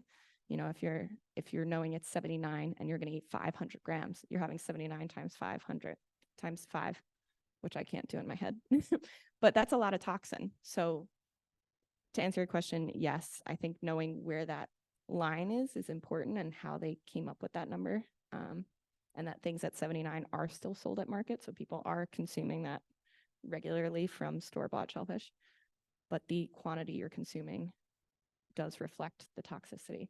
So that's where Kari was mentioning earlier, they're coming up with these averages, but does that reflect Alaskan averages? Does that reflect your community, your family, your personal average? It's a big conversation around risk management, you know, and it's a conversation that the only way it can happen is if we continue to have it over and over and over again, because it's going to be different for you versus for a small child versus, you know, if you sat down and ate a lot of cockles that, you know, didn't test above the regulatory limit, but then there was maybe some mis-ID in there, and then there was one butter clam in there and it was above the regulatory limit. So it's, what's that saying? The poison is in the dose. Is that a saying? Doesn't look like that's a saying. I'll look up the saying.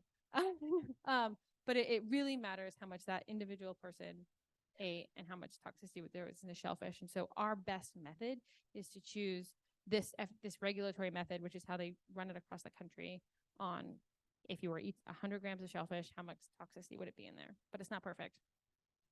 So is there any evidence that shows that someone could build a tolerance to the toxicity levels?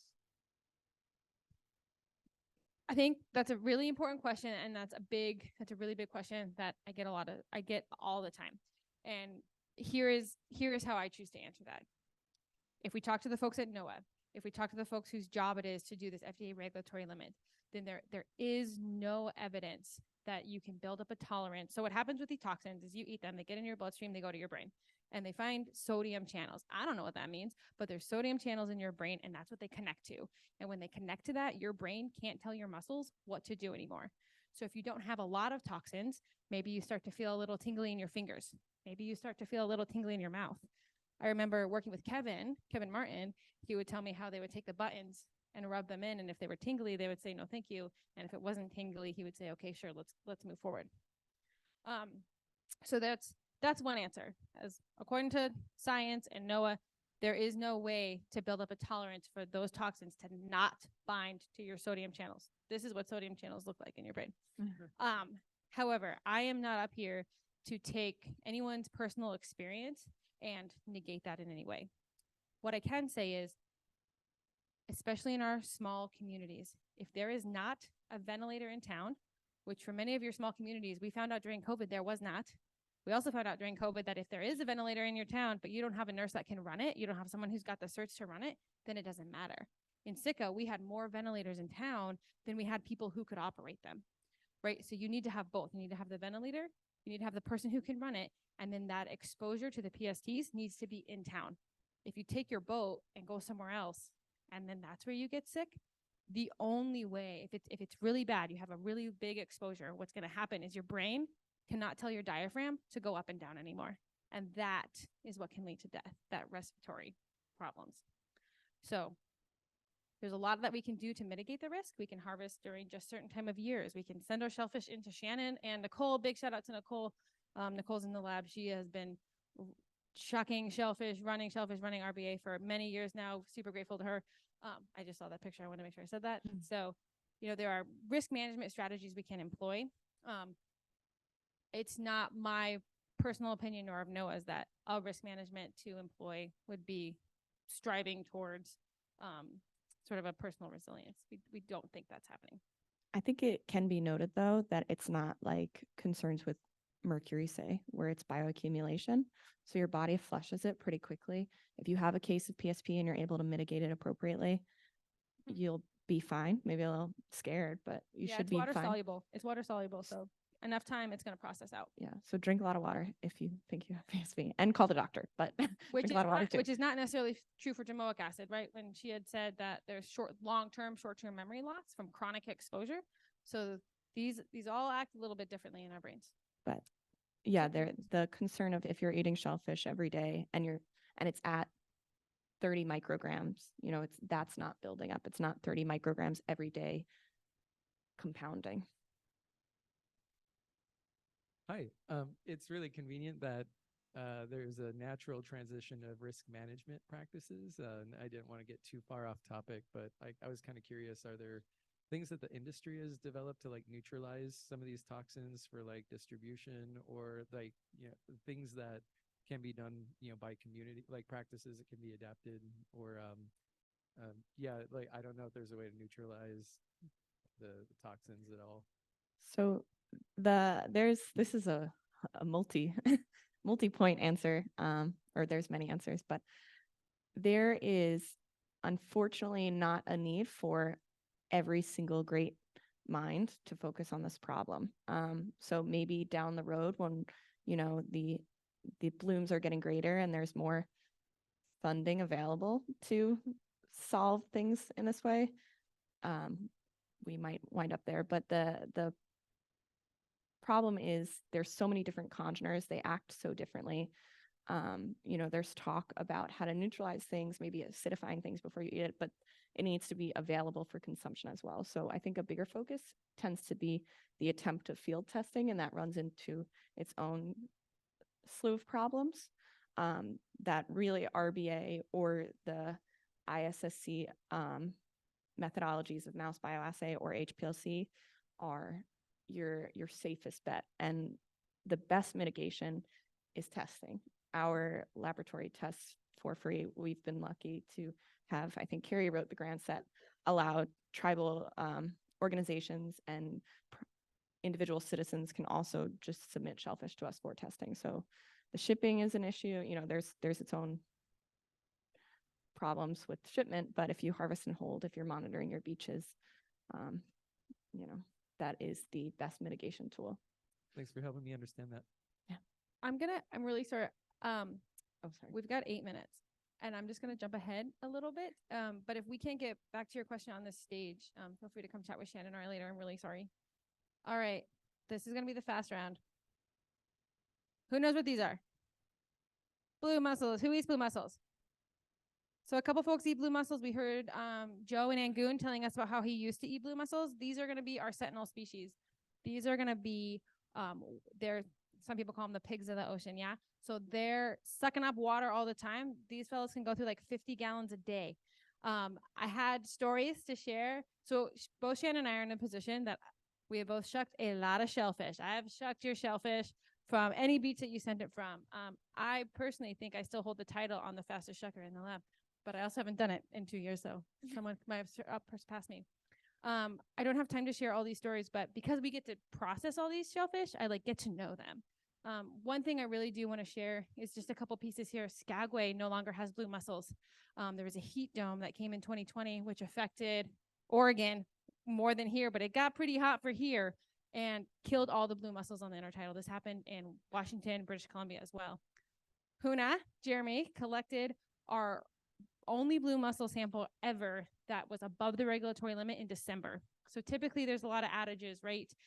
Only harvest shellfish in a month that has an R. I hear from some of the tribes up north that there's a certain peak that they look at, and as long as there's enough snow on it, they can harvest, and then when there's not enough snow anymore, they stop harvesting. We know in a changing climate, these are differing, but December has an R in it for sure. So does November, so does October, so does September, all the months prior to it. But we still found one above the regulatory limit in Hoonah. So, this is information that our seasons are expanding, the risk is changing, and we need to change with that. And then, Ketchikan, you're always the hottest first. I don't know why, mid-April, you're always there. And then Tylo, Klawak, you're always the hottest latest, typically. Like, you always have a fall bloom, but not necessarily the spring bloom. So all kinds of questions to still uncover, and we can only uncover that with, you folks out there collecting those data all the time. Who knows what this is? Cockle, yeah. Do you know has the biggest cockles? Your cockles are so, how many gifts have I given from the cockles that I've shucked into soap dishes? A million. So many. Look for me, cockle presents all the time. Stories I don't have time to share from Petersburg and Hoonah, but if you're interested in some of these, Brandon's not here, but Jeremy's here. Jeremy thinking how the butter clams and cockles switched after the big storm. That's what I was going to think. Jeremy will tell you. Also, this is probably not allowed. Jeremy brought earrings that his mom made, and they're so beautiful and awesome, and you could go see him. This is a little neck clam, so these are going to have that hatch pattern. The story that I have for Yakutat is you guys submit samples fundamentally a little bit differently because you submit all your species every month because they're shipping with Alaska Airlines, and as we know, Gold Streak is not cheap. Gold Streak is hard.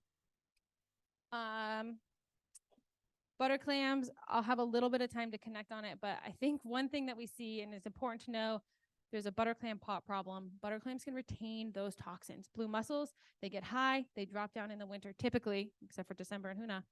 Butter clams, we do not see that, with the exception of Petersburg. Petersburg, we have not tested butter clam above the regulatory limit pretty much ever. Everyone else, Juneau, you're at 200 across the board all the time unless you're having a regulatory bloom. Like 201, 150, like all the time. Petersburg, though, Sandy Beach. There are other reasons maybe you don't want to harvest at Sandy Beach, but not from there. It's right above the dump. Yeah, it's right above. Okay, so just really quickly to share some data that folks have been collecting over the many years since 2016. This is that blue. Someone told me there was a laser. I don't know how to make it work. This is the blue mussel data. So you can see every year in the summer, it really comes up and then it drops down in the winter. Really notably, that 2019 year is when we saw shellfish above the regulatory limit in pretty much every community, minus Petersburg, and really, really high levels. That regulatory limit is where that red line is. And you can see this is a log scale on the y-axis here. So there's 100 and then there's 1,000 across the board. Across the board, if we're looking at PST levels that are in to the 1,000, we're looking at a potential for fatality. That is a really big dose. I've got stories about every single year and how they move forward. If you want to know more about a specific community and how they went this year versus that year, for whatever reason, that's just all up here. We can come chat with me. This is that butter clam problem I was speaking to you about. We can just, there's not a seasonal pattern. There's not summer high, winter low. We can see that there are butter clams above the regulatory limit in all months and in pretty much most communities. So it's really important to know where you are. And that's where, again, Shannon's shop can really jump in and help out with. Like Sean left, but Cake sent the first blue mussel, butter clam below the regulatory limit that we've seen. I'd have to go check the data, but like maybe not ever, but in a long time. Again, I brought up some data from some other species, cockles. A lot of folks send cockles and little necks as well. I'll just jump to the little neck slide. They don't get as hot. Their toxins aren't being incorporated in their tissues. And I know that some of the folks at Cake are talking about, are doing good work, have made big strides in the clam gardens. And so one of the things that's being thought about around clam gardens is, can we find a way to prioritize little necks and cockles, which are going to be less of a toxin risk compared to the butter clams? So can we make the habitat? Maybe it's the shell hash, maybe it's the size. Some quick notes on communicating results. We live in kind of the example I gave before where we got like a phone chain of 5 different people and then someone was able to go out and do a sample testing. We try to hit it from all angles here. So there are Facebook messages that go out when things are hot. There are things on the radio. We, of course, have stuff on the internet that you can go and you can check out. You know, when we get a bloom in a community, hopefully I'm able to get on the phone with them. We're able to talk to them. Oftentimes I'll be like, what do you need? And they'll be like, we need you to print some stuff because our printer's down and send it to us and we'll post it up at the post office. That's cool. No worries. If the printers aren't down in Sitka, we can do that.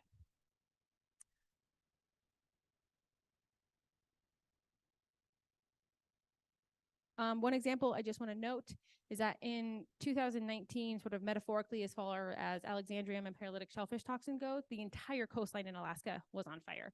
The state realized that this was a really big problem, a really big risk. The state's status on subsistence recreational shellfish is it's dangerous, don't eat it, buy it commercially. And that's really where all of this work started, because that is not a good enough answer for our tribes, for our tribal communities here in Southeast. And when we first started this, let's say the state wasn't like super duper into it by any regard. But 2019 comes around and who's the only one who has data? Who's the only one who's actively testing? Who's the only folks who are out there every week on the ground? It's folks in Southeast who are doing this work. There's some other folks in South Central too, but the majority of the work is happening down here. And so the state comes and we end up doing a joint press release that's like, wow, the risk right now is here. It's huge. It's different than we've ever seen before. And this went out all over the state. Oh, nice. Somehow I did that so fast. This is not done in a vacuum. This is done through many, many, many partnerships. Of course, first and foremost, all the tribes here in the region who are doing this testing, who are putting their IGAP dollars towards this. They're saying this is a priority. We want to move forward with this. We've also gotten many grants from other folks who help keep the lab running. So this is many of them up here today. So huge thank you, because we're all grant funded, right? Turns out there's no hard funding by the state of Alaska for a lot of stuff, but also this, right? We all know that. So we're pretty much at time. Shannon, I'm sorry, I don't know why mine is green and yours is not. These are email addresses. I'm here all week. Shannon unfortunately leaves this evening. But if you want to connect with us, I think we could probably do at least your question from before. But please come and chat with us if you have more questions with us.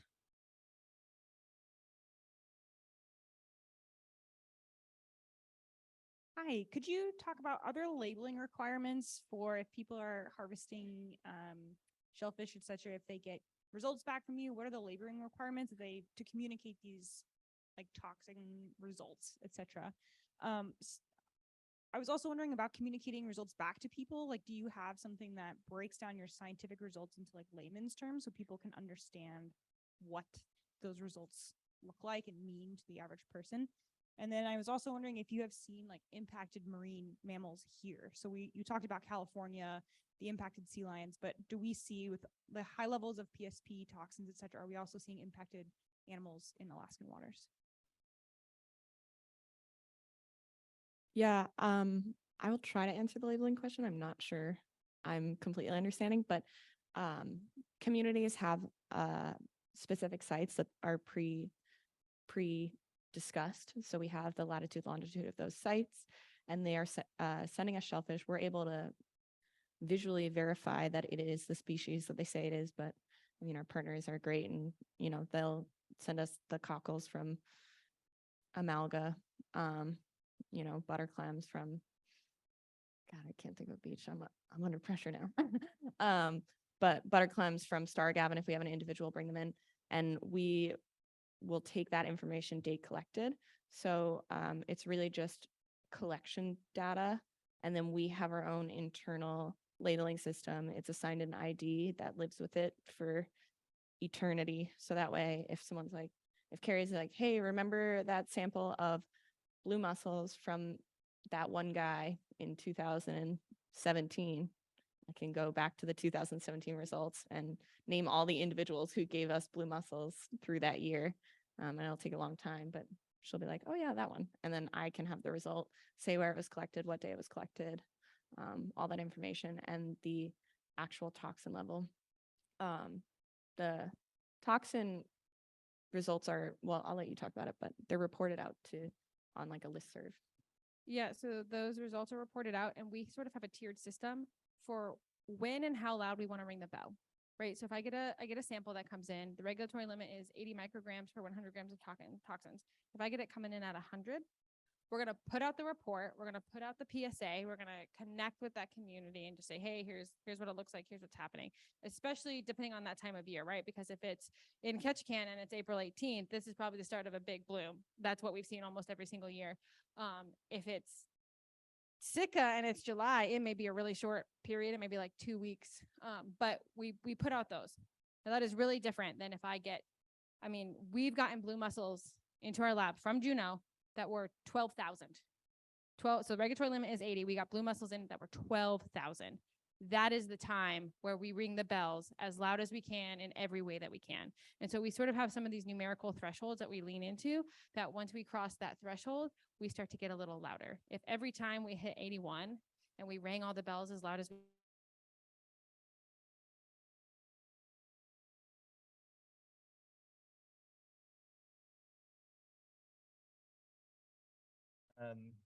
And so it was really cool.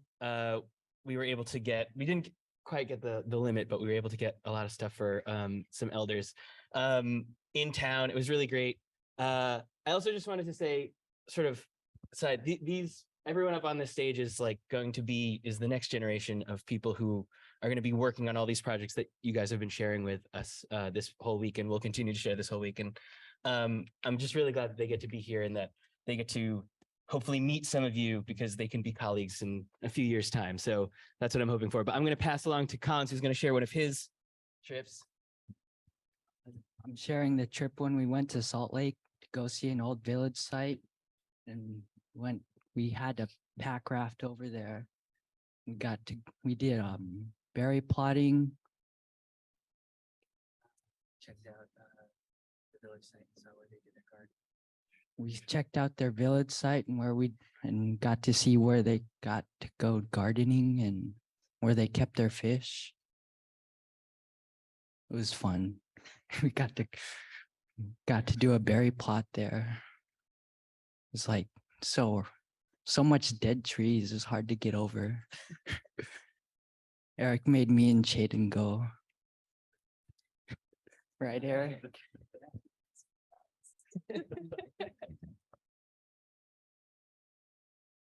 My name is Angel. I'm doing the bee survey, Mitchell Bay Bee Survey.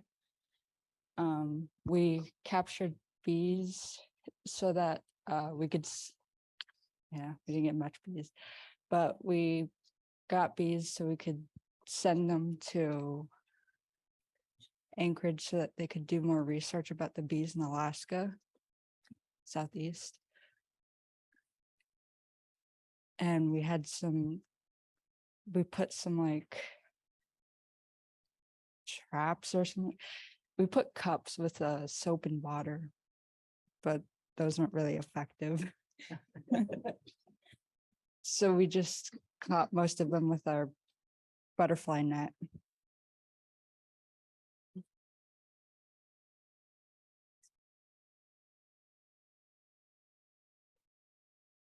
Yeah, thank you, Angel. Thank you, Collins. Can you guys all hear us okay in the back? Awesome. So my name is Cassandra Kapp. This was my first season as a crew leader with the Angoon Alaskan Youth Stewards. And I'm just going to cover a trip as a whole with the Cross Admiralty canoe route. This is how we ended up closing out our season. You may not be able to tell by just looking at Angel and Collins, but these two actually completed an amazing journey. They went 32 miles across all of Admiralty Island in 4 nights and 5 days, carrying backpacks that were incredibly heavy. They also were carrying pack rafts that they inflated and deflated. So our journey took them across land, sea, and lakes.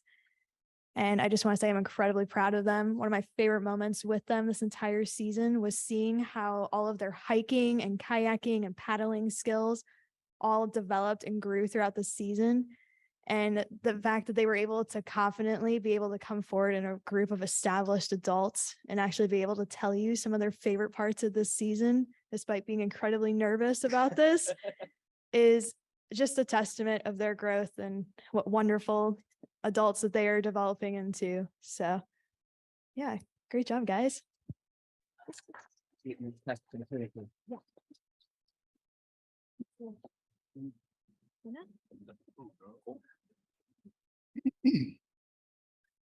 Thank you. My name is Julian Narvaez, and I work for the Hoonah Indian Association. Sorry, the Hoonah Indian Association as the Environmental Education Coordinator and the AYS co-lead. And I could go on and on about all the partners we work with. There's a list is very large, and I think it's just so valuable for all the AYS members to get the exposure to all these different agencies and partners, both in the communities and out, and see some of the potential opportunities for them once they graduate high school, if to pursue higher education, either before or after that. And it's been a real privilege also to work for the tribe in the school and just see, just after a season, like the difference it makes, in their confidence, in their knowledge, in their, dedication to learning, but more importantly themselves, and their desire to then, pursue something else. So I really, really amazing opportunity for me, our other co-lead, and also for the crew members. Testing. Hello, my name is Thomas Mills. I also worked with the Hoonah crew, the AYS, as a co-coordinator with Julian. And with these 5 amazing young individuals, we did a huge range of things, both environmental and cultural. We started off just doing wood count surveys. We installed data sensors throughout northern Chichagof Island. We had the opportunity to go on several subsistence excursions, getting bull kelp, Hudson Bay tea, halibut, blueberries.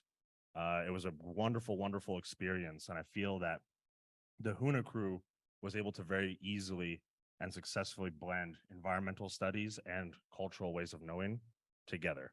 And I'd like to hand it off to Leif to start off, so he can tell you about what he enjoyed from our amazing summer together. My name is Leif, and my favorite part of our whole season was the Gustavus first aid training, and it was my favorite because it felt like it was just a good learning experience, and we just got to know each other better. It's nice.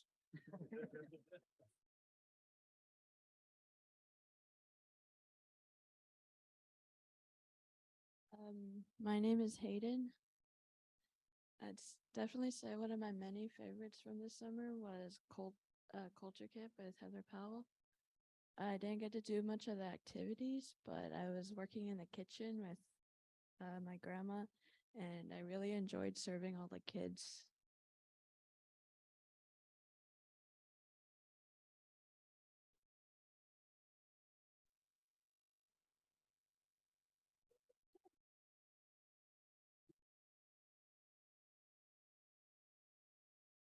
Hello, good morning. My name is Eloise, and I'm so honored to be a guest here on this Ani and also at this conference. So Ganesh Chish for having me. I'm privileged enough to live and work in Kikwan. And here I have 2 friends with me that are going to tell you a bit about 2 projects that we did. And then I'll follow up with a larger scale picture of what Cake AYS looks like. Hey everyone, how y'all doing today? And good morning. Today I'll be talking about the Hukalea trip.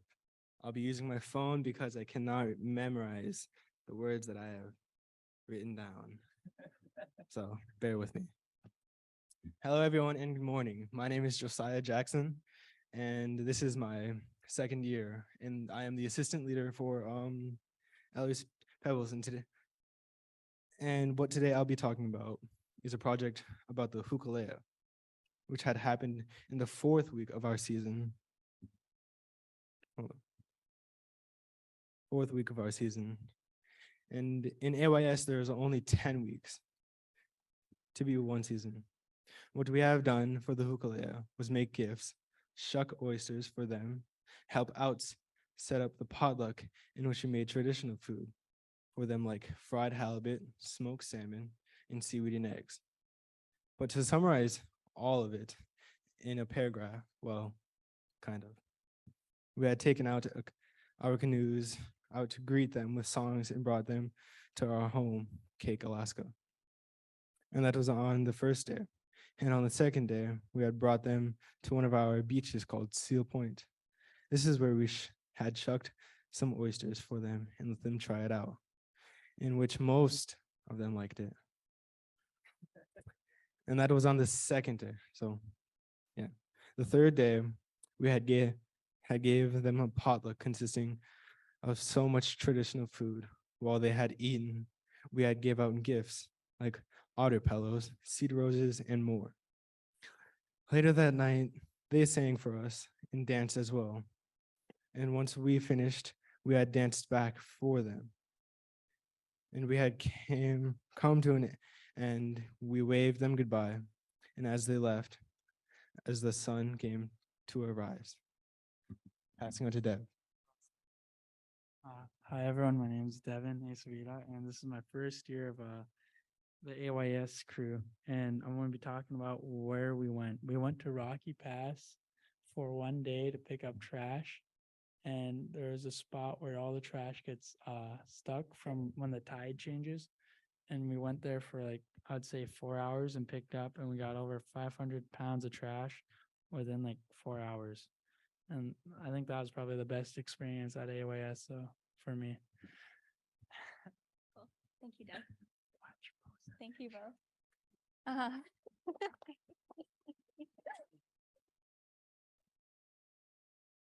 Originally, when I was trying to organize the projects I wanted to share for this presentation, I did it by community, cultural, and stewardship, because those are the categories that all of our work falls under. But then I had a realization about an hour ago that that's a disservice to all the projects within themselves, because those categories are so all interconnected. So when we do water quality testing, which at first I organized as stewardship, we're also taking care of our community. The community is so guided by traditional ways that you can't separate it from the cultural aspect of the work we do. One thing, or a major thing that leads to the success of AYS programming is that it exists within its partnerships and connections. And it's so fun in this moment to look out and be able to see so many folks that have uplifted the Cake AYS program. So we got Sean that we've done water quality testing with. Di Johnson is in the room, who visited us this summer doing understory plot studies. We have Nikki, who's been so instrumental in funding and brute strength and knotweed pulling. We have Dawn, who I cannot imagine AYS without her and her guidance and empathy for me. Justin, who helped with the Hukalea gifts that Josiah mentioned. Joel, who's offered unlimited wisdom and compassion to all of our visitors that have come to Kikwan. So I'm just so grateful for so many people in this room, and it expands beyond here. Gabe we're here because of Gabe and TNH. So thank you for being such a foundation to the work that we do. It's just such a gift to be part of this program, and I feel so honored to do on the ground work that embodies the values of all of our different partners, like OVK or the SSP, TNH. So goodness sheesh, it's an honor to be here.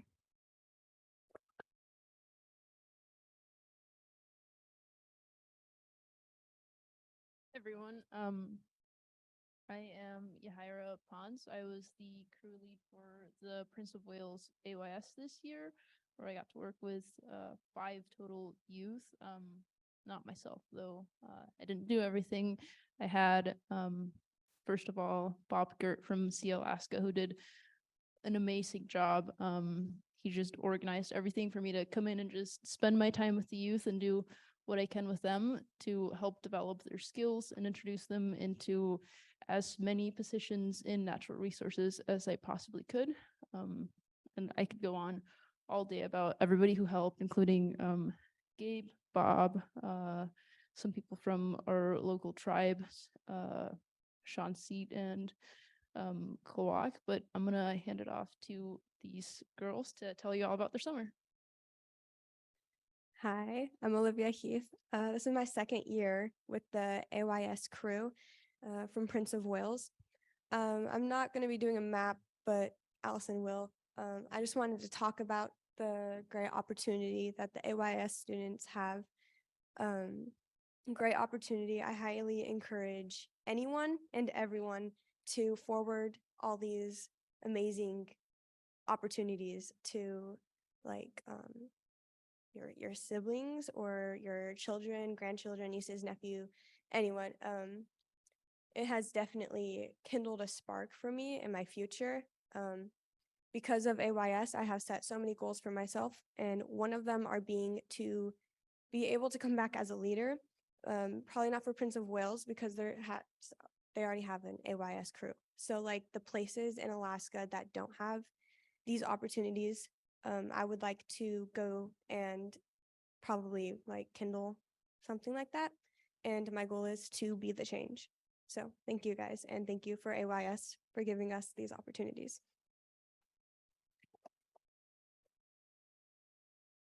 All right. I'm gonna squeeze right here. So I got a couple things I got to follow here. All right. Hey guys, my name is Allison Mills. I am Seat Gitane, which is Eagle Hummingbird. I am a senior in high school, and this is my second year with AYS. So I'm going to be talking about a couple different things that will all tie together in the end, I promise. And Gabe, for you, I'm going to start with stream restoration. All right. So for stream restoration, we worked with KISFIB and Bob Gert, and we did a couple different things. We did grade control, plunge pools with weir logs, and controlling bank erosion. And we also did surveying on a new stream that had fish in it. And we took this information and sent it to Fish and Game. And so now it will be a new spot on a map, and you will be able to visit it or look at it if you would like. And the reason why we do stream restoration is because there has been a 90% decline in salmon within the last 40 years. And back then, there were a lot of loggers that just logged right up to these streams. And they were taking wood out of the streams that were there and needed for fish habitat. And so that is one of the things. And I'm going to switch to beach seining.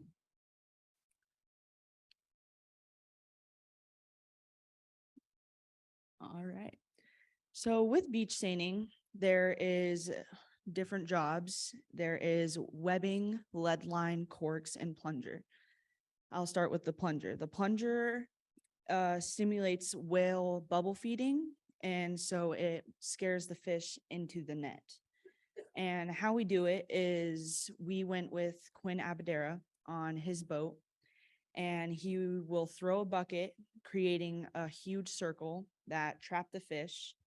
And once we get to the bucket, we will pull the bucket up onto the boat, and there will be people pulling the webbing, the lead line, and the corks, and one person plunging, making sure the fish stay in the net. And once we get to a certain point where the circle is small enough, we will purse the net, which is pulling up the lead line to for sure trap the fish in there and make sure that we have them. And when we went out, we got about 64 fish. And this wasn't within the same week. We went out a couple different times throughout a couple weeks, I want to say. And mostly the fish we caught were sockeye, and we got some coho in there, but not a lot. And then our next thing, which is processing.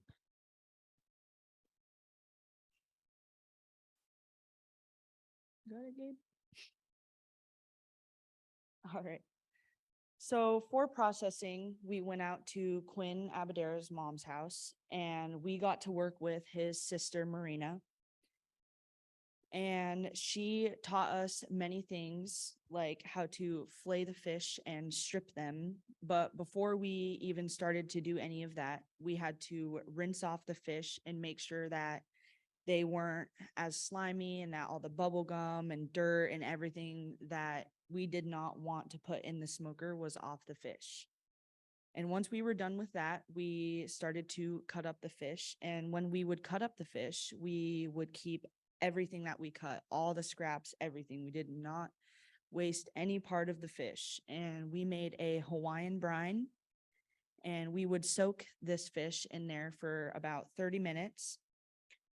And when it was done soaking, we would take it and put it into the smokehouse.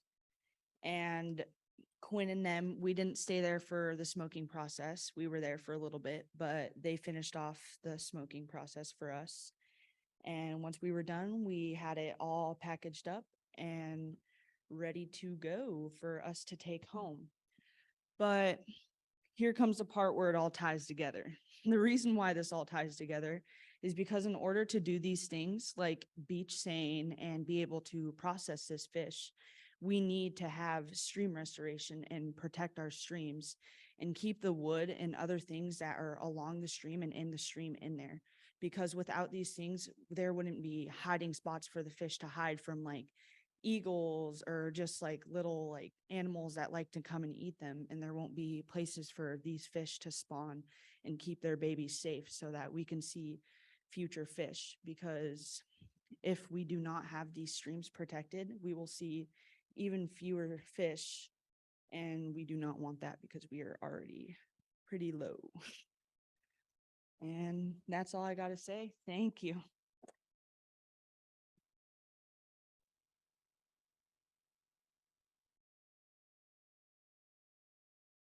Give them all another big round of applause. Yeah, public speaking isn't easy at any age, and y'all did such a great job. Amazing work. So now we are going to transition into doing our table presentations. So we're gonna be moving everyone to the other room. We want you to get out of your seats, come up and network and allow them to practice more of their public speaking skills.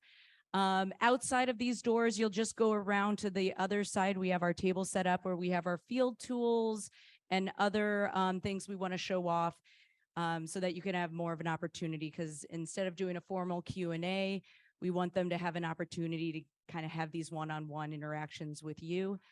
Again, I want to thank everyone for being here. Like Eloise said so well, it takes in every single one of these communities a ton, so many people to make it happen. So it wouldn't be happening if it wasn't for all of you here. So gonna sheesh again, and we'll see you in the other room. Thank you.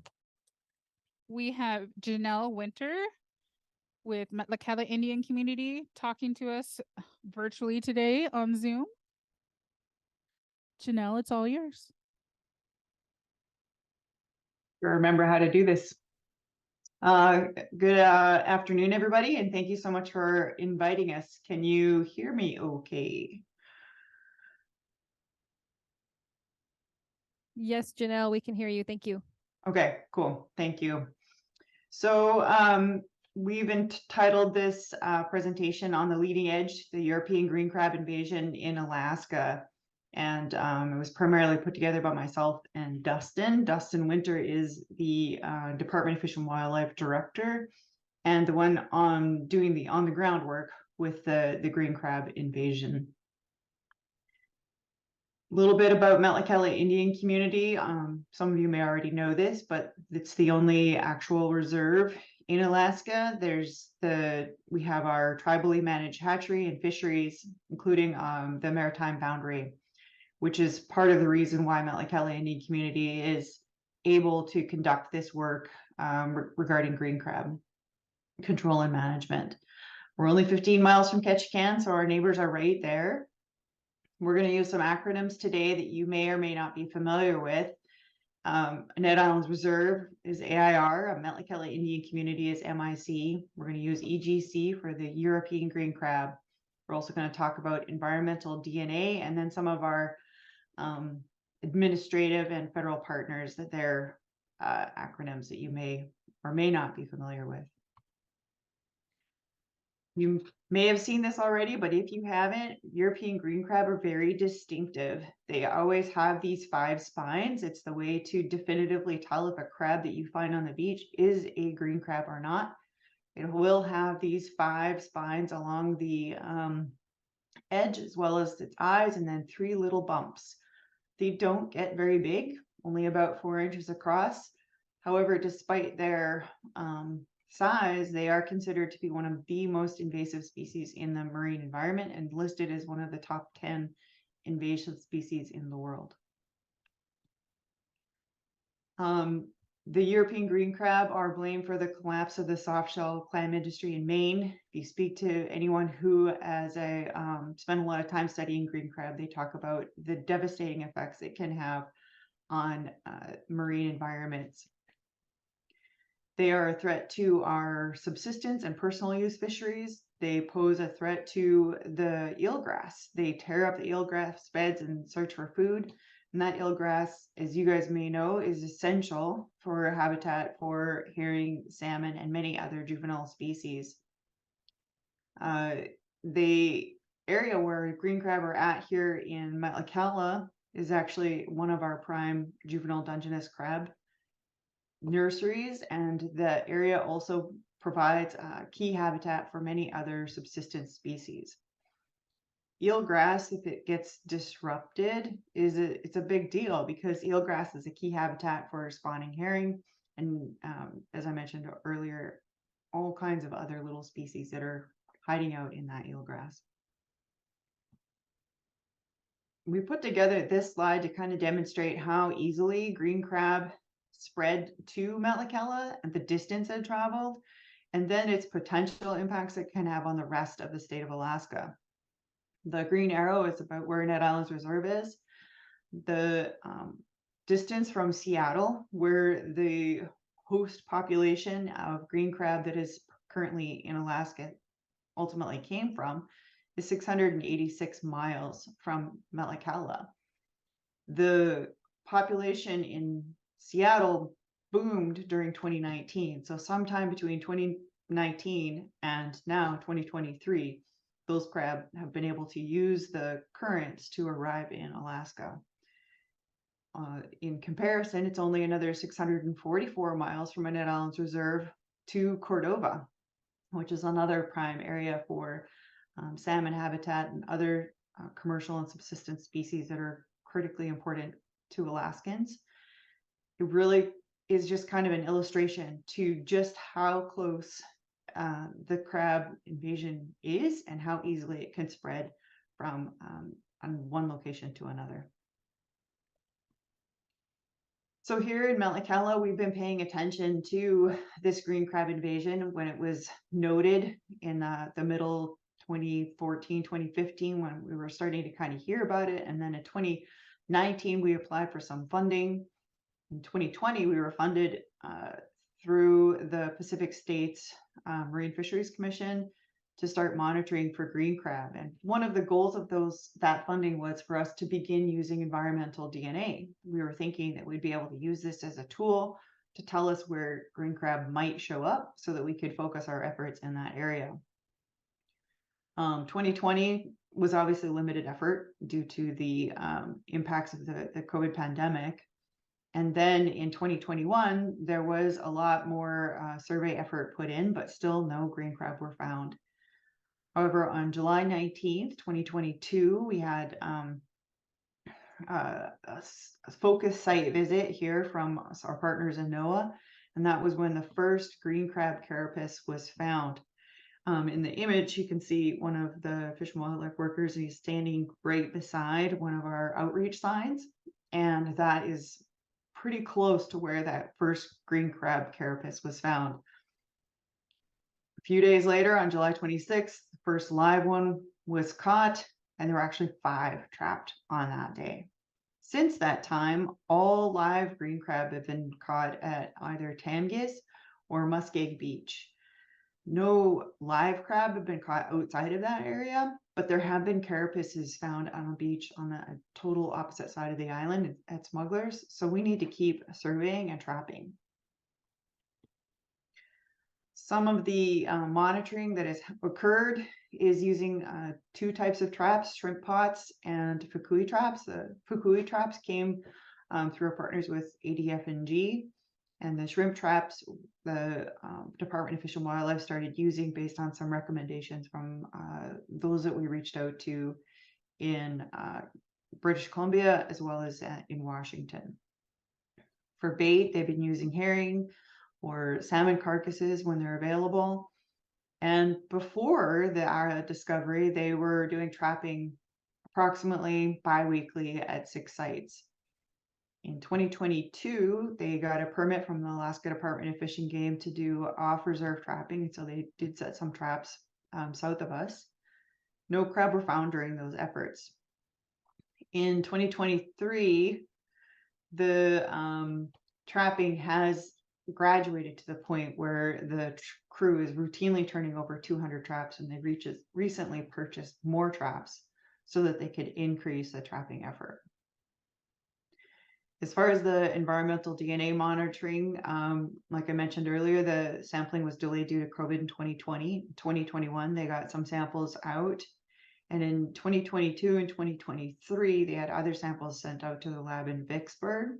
And we're reaching out to some of our partners within NOAA and other agencies to help us really interpret that DNA, because it is difficult for us to understand how we're going to use that. But we do know that it's going to be an important tool. And once we have confidence on how to share that data, we'll be sure to do that.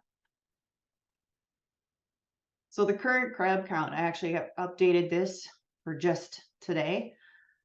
Yesterday, they went out trapping again. So the total live crab that have been found alive in traps is 2,165. Total dead or carapaces that have been collected is 119. So that cumulatively, since we've caught those first crab in July of 2022, means that there have been 2,337 crab removed from Ned Island's reserve waters. Additionally, there have been this spring some gravid females that have been picked up or caught in traps. The image shows one here that was caught actually the day after we had invasive species green crab workshop here in Mount Lakella. Just today, and I didn't update this numbers, there was another gravid female caught, so that increases the total number of pregnant females.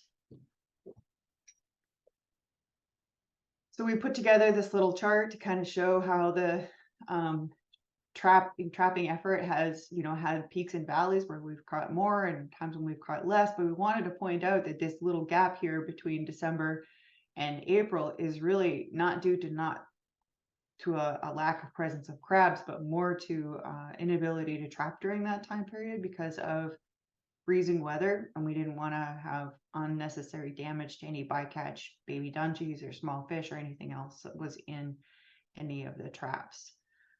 Clearly, we're having some spikes in what we're trapping lately. So far, the most that we've ever caught in a single day is 89 crab, and the crew is continuing in their trapping effort. So this map kind of represents the area where we've been catching the majority of the crab. We kind of broke it out by the numbers on where they're catching the most of them. Clearly, most of them are here in Tamgis area, but this green marker over here in Smuggler's Cove, that's where the carapaces have been found, and it's clear on the other side of the island. And what that demonstrates is that there's more effort needed for us to continue trapping in areas outside of Tamgis. And in the meantime, they're focusing most of their effort into reducing the population to the extent possible there in Tamgis and just outside at Muskeg. population genetics. So we've been working with the scientist Carolyn Teepold with Woods Hole Oceanographic Institute, and we sent her some genetic material from crab that were caught. That genetic material was compared with some caught from British Columbia as well as from Washington. And what it seems to indicate is that the green crab population in Alaska is a blended population with genetic material from both of those population groups. And it may be genetically diverse enough to be able to survive here in Alaska and continue its spread. We knew that once we found crab, we were going to have to get busy spreading the message that this was going to be an extended effort. So we began our community outreach efforts that included just straight communication as well as applying for funding to support this effort.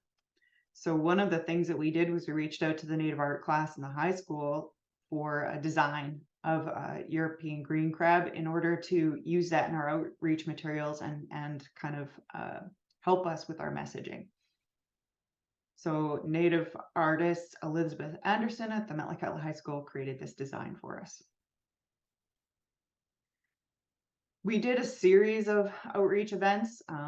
We right away, the day that the green crab carapace was first found, we started working with our partners with NOAA and ADF&G. We put together a joint public statement about this initial discovery. We widely spread that and it got some media attention. And since that time, we've maintained a sustained outreach campaign to our community members and trying to make sure that the message stays on, some level of radio and media messaging, to making sure that our community and those around us are aware of the number of crab that are caught and the potential impacts from that. In fall of last year, the tribal council, we made a presentation about green crab with them, and they went on record approving resolution 2252, declaring European green crab to be a serious environmental threat. This was to make sure that we had the tools in order to pursue funding so that we could address this very important issue. We also collaborated with NOAA, ADF&G, Alaska Sea Grant, Washington Sea Grant, SEATOR, and Council of Tlingit and Haida to put together a green crab workshop in April of 2023. And we were really pleased with the success of that. We had a really great group who were able to come here to Annette Island and participate in trapping effort with us. And then on July 19th of 2023, this year, on the sort of anniversary from the first day when we found green crab, MIC held a Green Crab Awareness Day for an effort to continue to build a sense of urgency related to the green crab invasion. So here's a photo of the fine group that came. Kari got to be here on island and participate with us and others from the region. And we hope this isn't the last one. We want to make sure there's other workshops where we can gain partners and work together to understand this green crab invasion and to make sure that we have as many people enabled to monitor for and trap green crab in Alaska.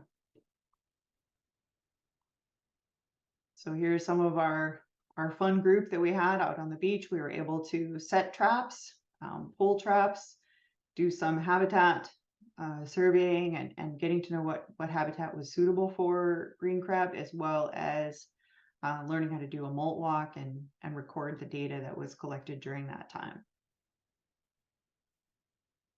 And then some images from our Green Crab Awareness Day. We held an event where we gave out t-shirts with our green crab logo on it, and then had community members come into the municipal building, and we shared live examples of green crab and some identification paperwork so that people would feel confident in being able to go out and be part of our team looking for green crab and helping the Metlakatla Fish and Wildlife team be able to intensify their efforts to trap it wherever it might be found.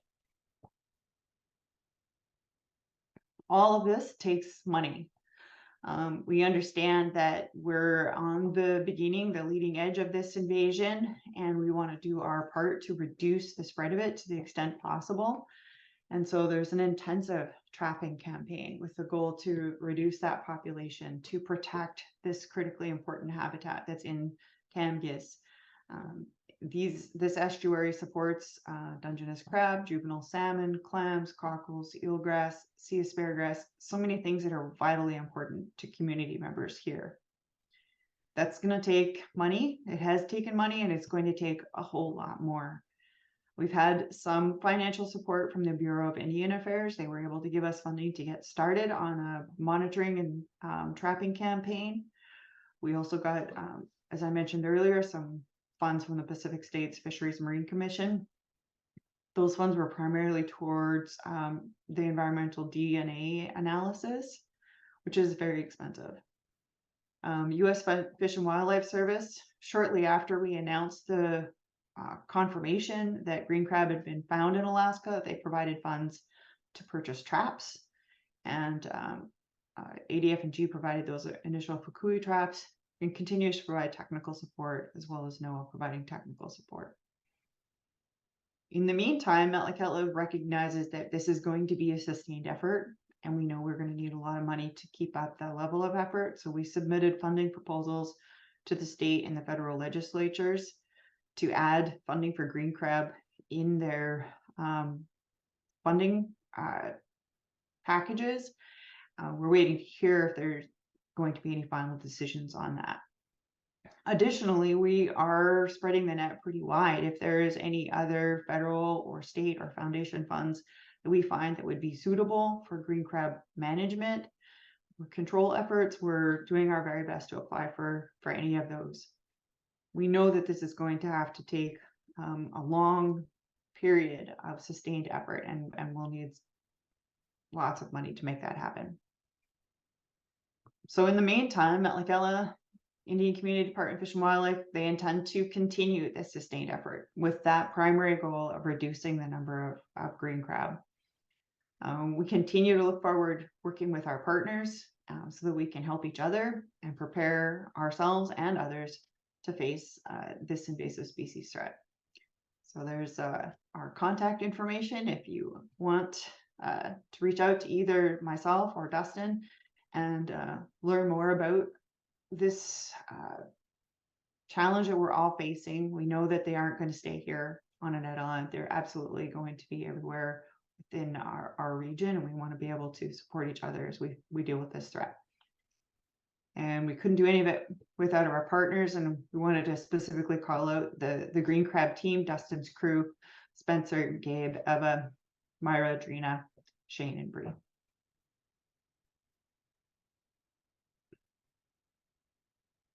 So that's it for me.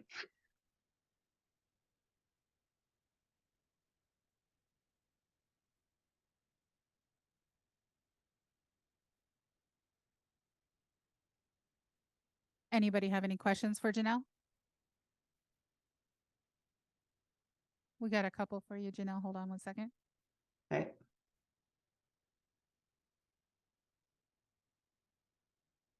Janelle, how many eggs does a female green crab carry approximately? I was told, and this is not something that I have the literature to support, but I was told it was well over 100,000. The number 180,000 was thrown around, but a number of, it's a staggering number.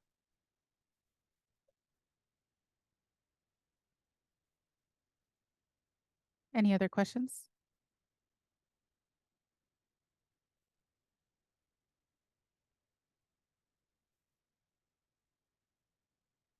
I went to the workshop that they did in Metlakatla, and one of the things they talked about was that you needed a permit to actually trap European green crab, because in the beginning I think there was confusion that people were trapping and getting rid of native green crab.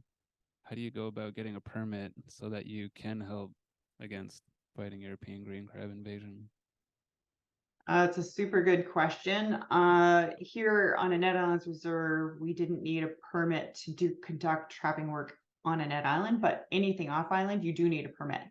And you have to go to Alaska Department of Fish and Game for that. The person that you can reach out to is Tammy Davis. And if you want specifics on how to get a hold of her, Kari's got that as well as myself or Dustin. We can connect you with Tammy. But yeah, it's a regulatory effort to make sure you have a permit so that you are not unnecessarily killing native crabs. We want to make sure that people are super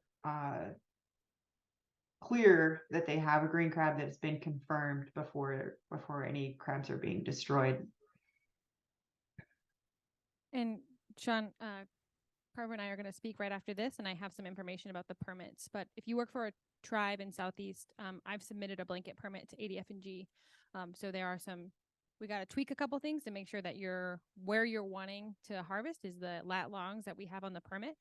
We just came through. Jeremy wanted to add a site. We just had to do a whole amendment with ADF&G. So it takes a little bit of time to do the amendment, but for any tribes, we already have a blanket permit for 2023 ready to go. So I'll speak a little bit more to that, and then we could connect later too. Any other questions for Janelle and the Metlakatla team?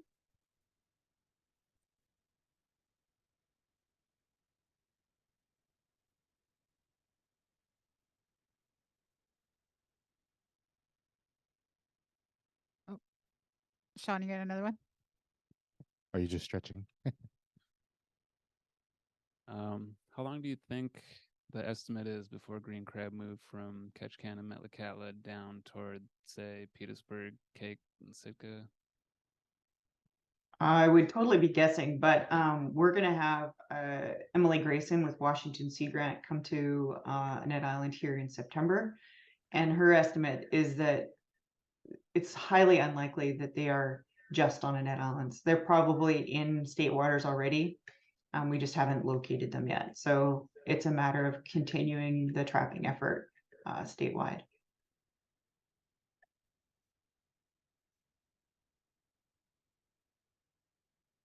All right. Thank you, Janelle. Get a round of applause for Janelle.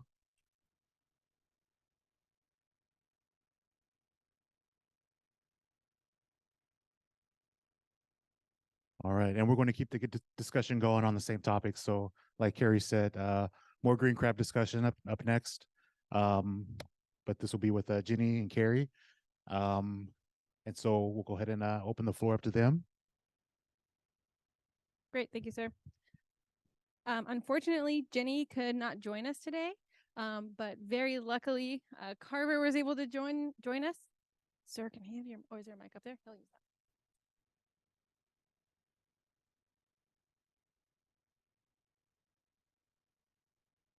All right, so sorry to take up so much space on the stage today. Again, my name is Kari Lanphier, and I work with the SEATOR Consortium. One of the big priority projects that we're hearing from tribes is green crab. And I think all of us in all of coastal Alaska, all of us in Southeast, we owe so much thanks and gratitude to the folks in Metlakatla Indian community. They were looking for green crab. I know she just went over this, but they had traps in the water. They had eyes in the water for years before they found it. And when they found it last summer, you saw her numbers, over 2,000 have been pulled out. It's the only place in Alaska we found them so far. We know, based on what's happened in California, Oregon, Washington, British Columbia, that this is a big deal, that they have major impacts to our marine systems. And the work that they've done to carry our region forward and making sure we're looking for them is incredible. So I just want to make sure everyone at Metlakatla, Janelle, Dustin, your whole Department of Fish and Wildlife crew know how grateful we all are for all the work you've done. We're going to talk a little bit more about some of the biology of green crab, where we expect to find them. And then we're going to talk a little bit about the protocols on what it looks like if you want to do trapping in your communities. And then Carver, you introduce.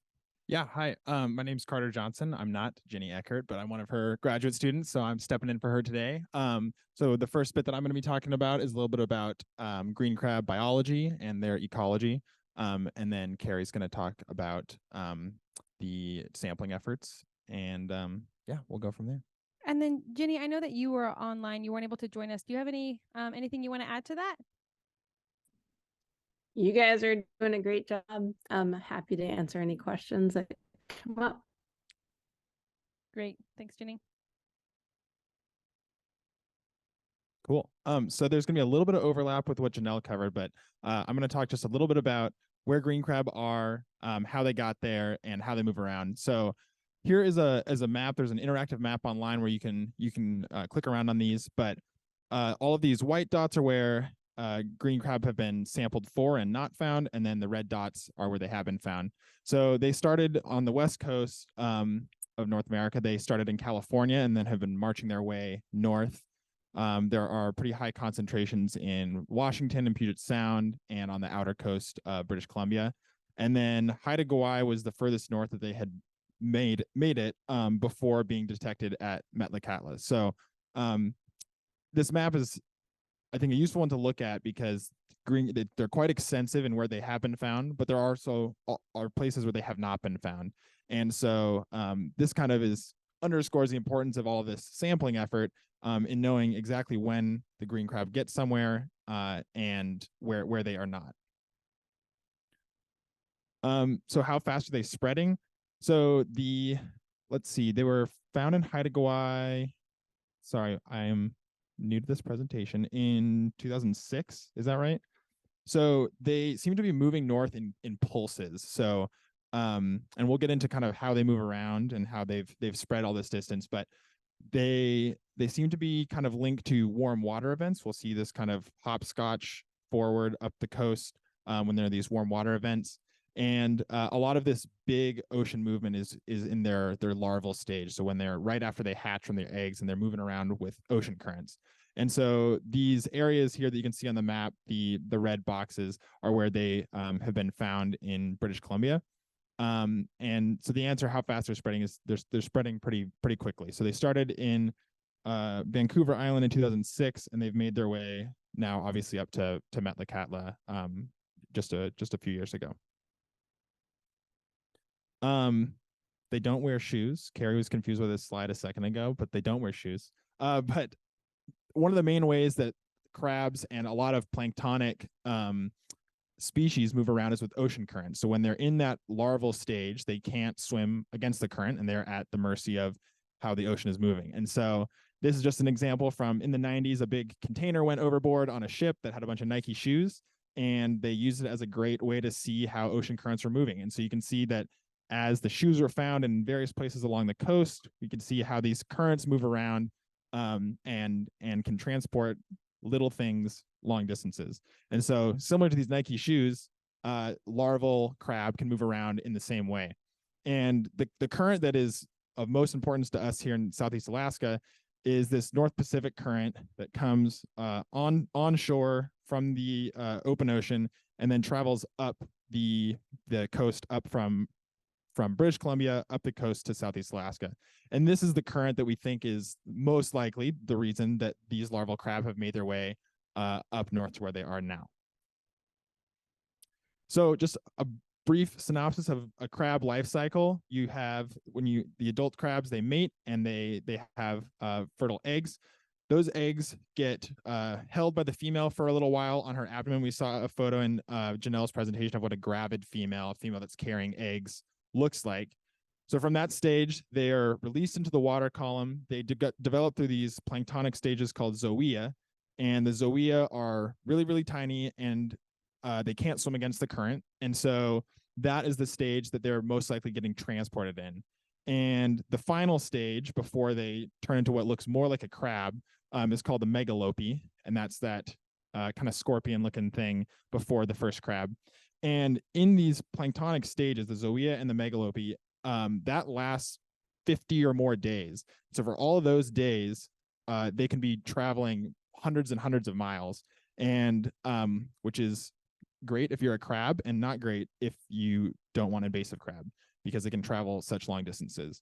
This photo on the right is of ballast water. And so ballast water, if you're not familiar, is basically when big shipping container ships, when they're empty, they fill up with seawater from the port that they're in to weigh down the ship so it can float right. But then when they get to another port, they'll dump it out when they get the cargo. And so this is another vector of transport that can get baby crabs and other invasive species around. We don't think that this is the primary way that they've been spreading around Southeast Alaska, but it is one way that we think they got to California initially. And so efforts to minimize ballast water exchange, there have been laws put in place to try to minimize that. But we have that there as just another way that you can get a little tiny crab larva from one place to another. And we've got a quick video here from BC that shows, you'll see some live green crab, but they do a good job of kind of showing what their efforts look like.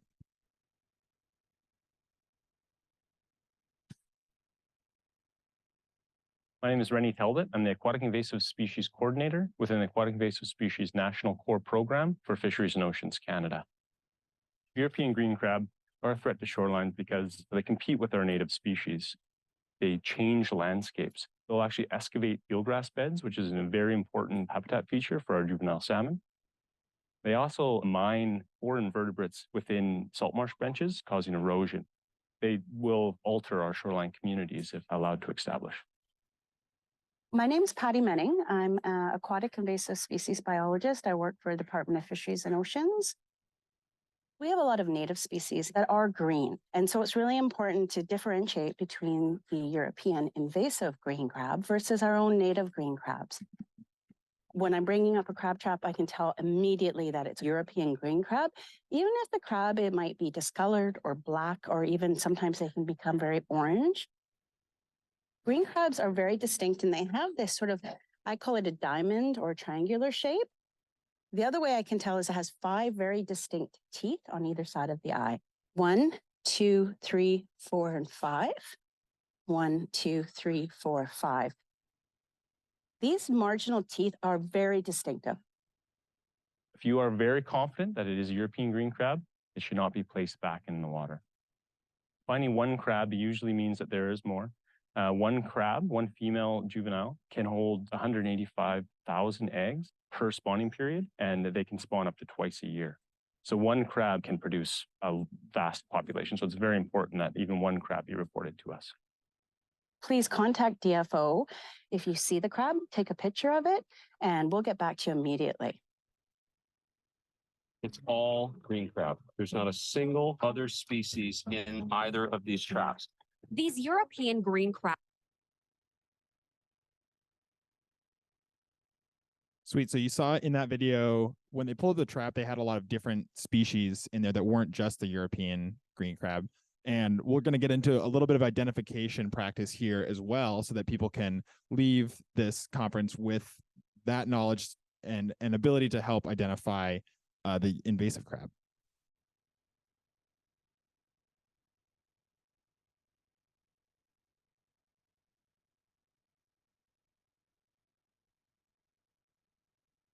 Oh, all good. Cool. Okay. We're going to show you a lot of pictures of green crab, but that is the whole point of this. So like you saw in the video, they have the really distinctive part of identifying invasive green crab are those 5 teeth on either side of their carapace. So they have those 5 teeth, then an eye, and then they have 3 little bumps, and then another 5 teeth. So the 5-3-5 is unique to European green crab and is one of the main diagnostic characteristics. Color, you're going to learn also, is not one of the characteristics. There are invasive green crab that aren't green, and there are crabs that are green that aren't green crab. We'll get into that. So here are a couple native species of crabs that can be green that you'll see in the same kind of habitats that the invasive crab are in. So if you're familiar with kelp crab, they can be green, they can be red, brown, but they have those same teeth that the invasive crab do, but they only have 2 on either side. So if you were looking at a carapace, you could tell that that one was different than the invasive because of that. Another good green crab is the helmet crabs. So their carapace does look a little bit like the European green crab. One of the main differences is that these are fuzzy. They're very hairy. So if you have any kind of crab that looks hairy, it's not an invasive green crab. So, and these carapace shapes can kind of vary and can look pretty similar, but they're fuzzy, they're good. Here's a hairy shore crab. These have a similar, carapace shape to the green crab, but they don't have those same teeth. So if you see a carapace that's smooth on the top like that, that's not an invasive crab. And Kari's going to get a little bit into this in the sampling, but where to look for green crab. There are a lot of different places that they can live. They're kind of habitat generalists. But when we're looking for places to start sampling, areas with low wave action, like backs of bays and estuaries, shallow beach slopes, or there's a big tidal flat. They like areas that have some kind of freshwater input, but not a ton. So they won't necessarily be found like right in a river output, but or right in a river, but nearby, which happens to be the same kind of habitat that Dungeness crab like to live in too. So meandering channels and sloughs, isolated lagoons, that kind of thing. If there's any kind of undercut in a bank, they like to burrow in that. So that can be a spot that they can be found. And then in Washington, they've seen them a lot near marsh vegetation. I think one important thing to remember is that these are one of the best. They're very good at what they do. They're very good at invading. And so they are habitat generalists. They are often found in these kind of habitats. But in BC, they've found some on very exposed, rocky, open coast. So these are great places that people have started looking for the green crab. But having sampling effort in areas where they may not, you may not think they are found, is also going to be important when we're trying to detect them. Sweet. I think that's all I've got on this one. Great. Lindsay, can you switch us to just our third piece? This is going to be the protocol review. And if the presentation, did your mouse go away? Because Julian knows how to fix it. Yeah, it's Control F5 for no reason. That's been going away all day. Julian saved me earlier too.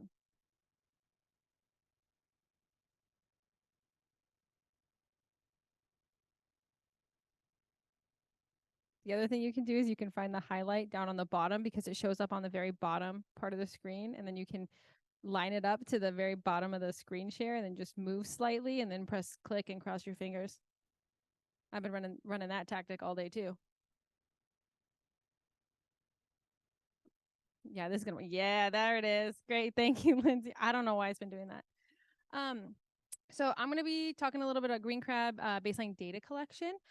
So this is not just if you're a tribe or work for an environmental department for your tribe. This is anyone who lives in Southeast. So if you think you want to look into setting traps in your community and where you live, all of these things are gonna apply to you as well.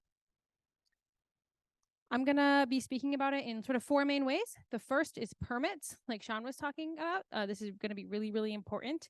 The Alaska Department of Fish and Game sort of has the jurisdiction over invasive species in Alaska. And so if you cannot touch an invasive species, technically. You cannot take it, you cannot move it around.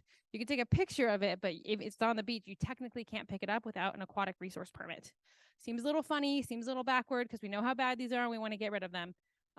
But using the aquatic resource permitting system is going to allow us to be in line with the state. It's going to allow us to take all of our efforts that are going to be matched by maybe other entities in the region who are doing the efforts, so we can get as good of a picture across the state as we can.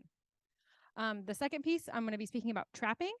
Carver was really generous, and he actually brought some Fukui traps today. So we have them in the corner. Not quite yet, sir, but we're actually going to pass out some Fukui traps when we get to the trapping portion, and you can see them, mess around with them, and see what it's like to get those set in the water. The third is molt walks. Molt walks are really, really important. ADF&G has like a general permit out there for anyone and everybody that anyone can do a molt walk on their beach and look for European green crab. And if you find a carapace that's on the beach, then you're sort of already under this big umbrella permit. We're going to speak a little bit more. There's I'm walking on the beach and I'm looking for green crab. And if I see something, I know that because of the 5 spines and 3 bumps in the middle, it's a green crab. There's that sort of molt walk, and then there's the specific protocol molt walk that we're going to speak about today. So there's I'm looking for it while I'm on the beach with my family, and then there's I'm doing a molt walk. And those are, I'm looking at Carol because I know Carol's been scouring her beaches all the time. And I'm like, okay, we need to get on the same page, but I know Jen and Ketchikan, you've been doing molt walks. Yeah. And then the fourth is reporting. All right, the aquatic resource permit. This is a screenshot. of the Word document that you can find at adfng.com, .gov, probably .gov. It's not the funnest to work with. It's weird. All those like pre-sized boxes, whatever, nothing ever works. It doesn't go in the right place. It can be a little bit frustrating. Like I mentioned before, if you work for a tribe in Southeast Alaska, I have a general permit for you. We need to double check. We need to connect on exactly the centroid of the lat long beach you want to look at. If it's different than your shellfish monitoring sites, that's no problem. We just need to adjust it and make sure those lat longs are in. ADF&G is real serious about this. They are real serious about the permits. If you're out there placing traps and you don't have a permit and you get caught, you're probably going to get in trouble. There's probably going to be consequences. I'm having like a hard time understanding why they're like, I'm like, wouldn't it be good if we were all looking all the time? But what they told me is they're really worried that there's a lot of energy around this and there's going to be so many traps in the water. We're going to kill all the native traps or all the native crabs. And I was like, I think there's a lot of beaches that don't have any traps in the water. That seems like a bigger problem to me. But if you don't work for a tribe and you want to get an individual permit for yourself, you absolutely can. You can go on the website. You can download this. You're going to need to put in your lat longs. If you want to put in general information, road system of Sitka, they're not going to approve that. They've told me straight up, they're not. I tried that. I was like, oh, the coast in Southeast. And they were like, no. I was like, oh, the coast on this island and this island. They were like, no. So I went down that path a lot of different ways. They need the lat long of the beaches. With the permits, they are flexible. You can submit for an amendment. If you're looking in one beach and you have reason to believe there's good habitat, it's important for your subsistence, it's important for a cultural reason, we can amend the permit. You can add another one later, but they have to have those lat longs. These permits are good for the calendar year, January through December. So anything we add right now, it's not going to carry forward into 2024, at which point, at least for the tribes in the room, also submit a 2024 permit and we'll keep moving forward. But you got to know that this looks like January through December. There's 2 reporting periods. There's a reporting period in January. You got to submit all your data. And then there's a reporting period in June where you got to do a write-up of all that data. So if you work for a tribe, I have a regional permit for you. You don't have to do that permitting. I'm doing that permitting, but you got to talk to me. We got to connect and I have to get your numbers so I can take care of that for you. Any questions on the permitting? Maybe we'll do this step by step. We have a little bit of time. Yeah. Is the permitting an obstacle? To me, it's okay. So I do think there is good parts of the permitting, right? Because we can capture all our efforts across the region. Even us as an individual organization, we know how many times we've gone out, we know what we found. That data collection is a really important piece. If we just like set some traps, look at it, never write anything down, never come back to it, we haven't done ourselves a lot of good necessarily. But sometimes submitting the aquatic resource permit, like I said, this fillable Word doc, I've had maybe I'm bad at Word, but I've had trouble. You probably have these. Do you have trouble with the Word doc? You have to say yes, no, otherwise you make me look bad. Carter's like, no, it's fine. I can use a Word. Yeah, there's weird. Like you can't, what if you need to use 15 characters and it's set up for 14? Your 15th character doesn't show up. I don't know. It's weird. But this is something that there is assistance for. Kim, why are you laughing at me? This is something that, I've been submitting aquatic resource permits for years because we use it for our shellfish data too. So if you have questions, it's something that I can help with. ADF&G, Tammy, she can help you with this. She wants to help you with this. They want traps in the water. They want people looking. But Michelle at ADF&G, who is the permit lady, she also wants to make sure the permit is done correct. And she is great to work with. She'll get on a Zoom with you and work through. She's at that workshop that Janelle was speaking about in May. Michelle was there to help people walk through how to do the permits. But it's like a little bit difficult to submit sometimes. And then you got a reporting period in January and then you got another reporting period in June. And so you got to keep all those things straight. Any other permitting questions?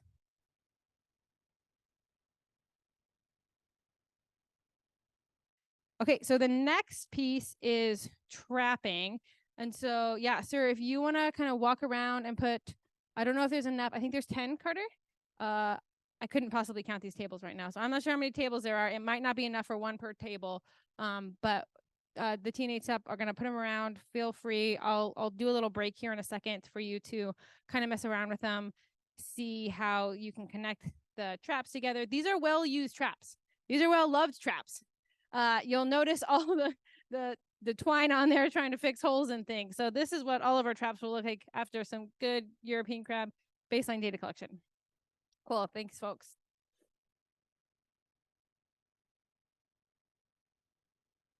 So for our trapping efforts, it is the Alaska Department of Fish and Game protocol that you use these folding traps. These are the Fukui traps.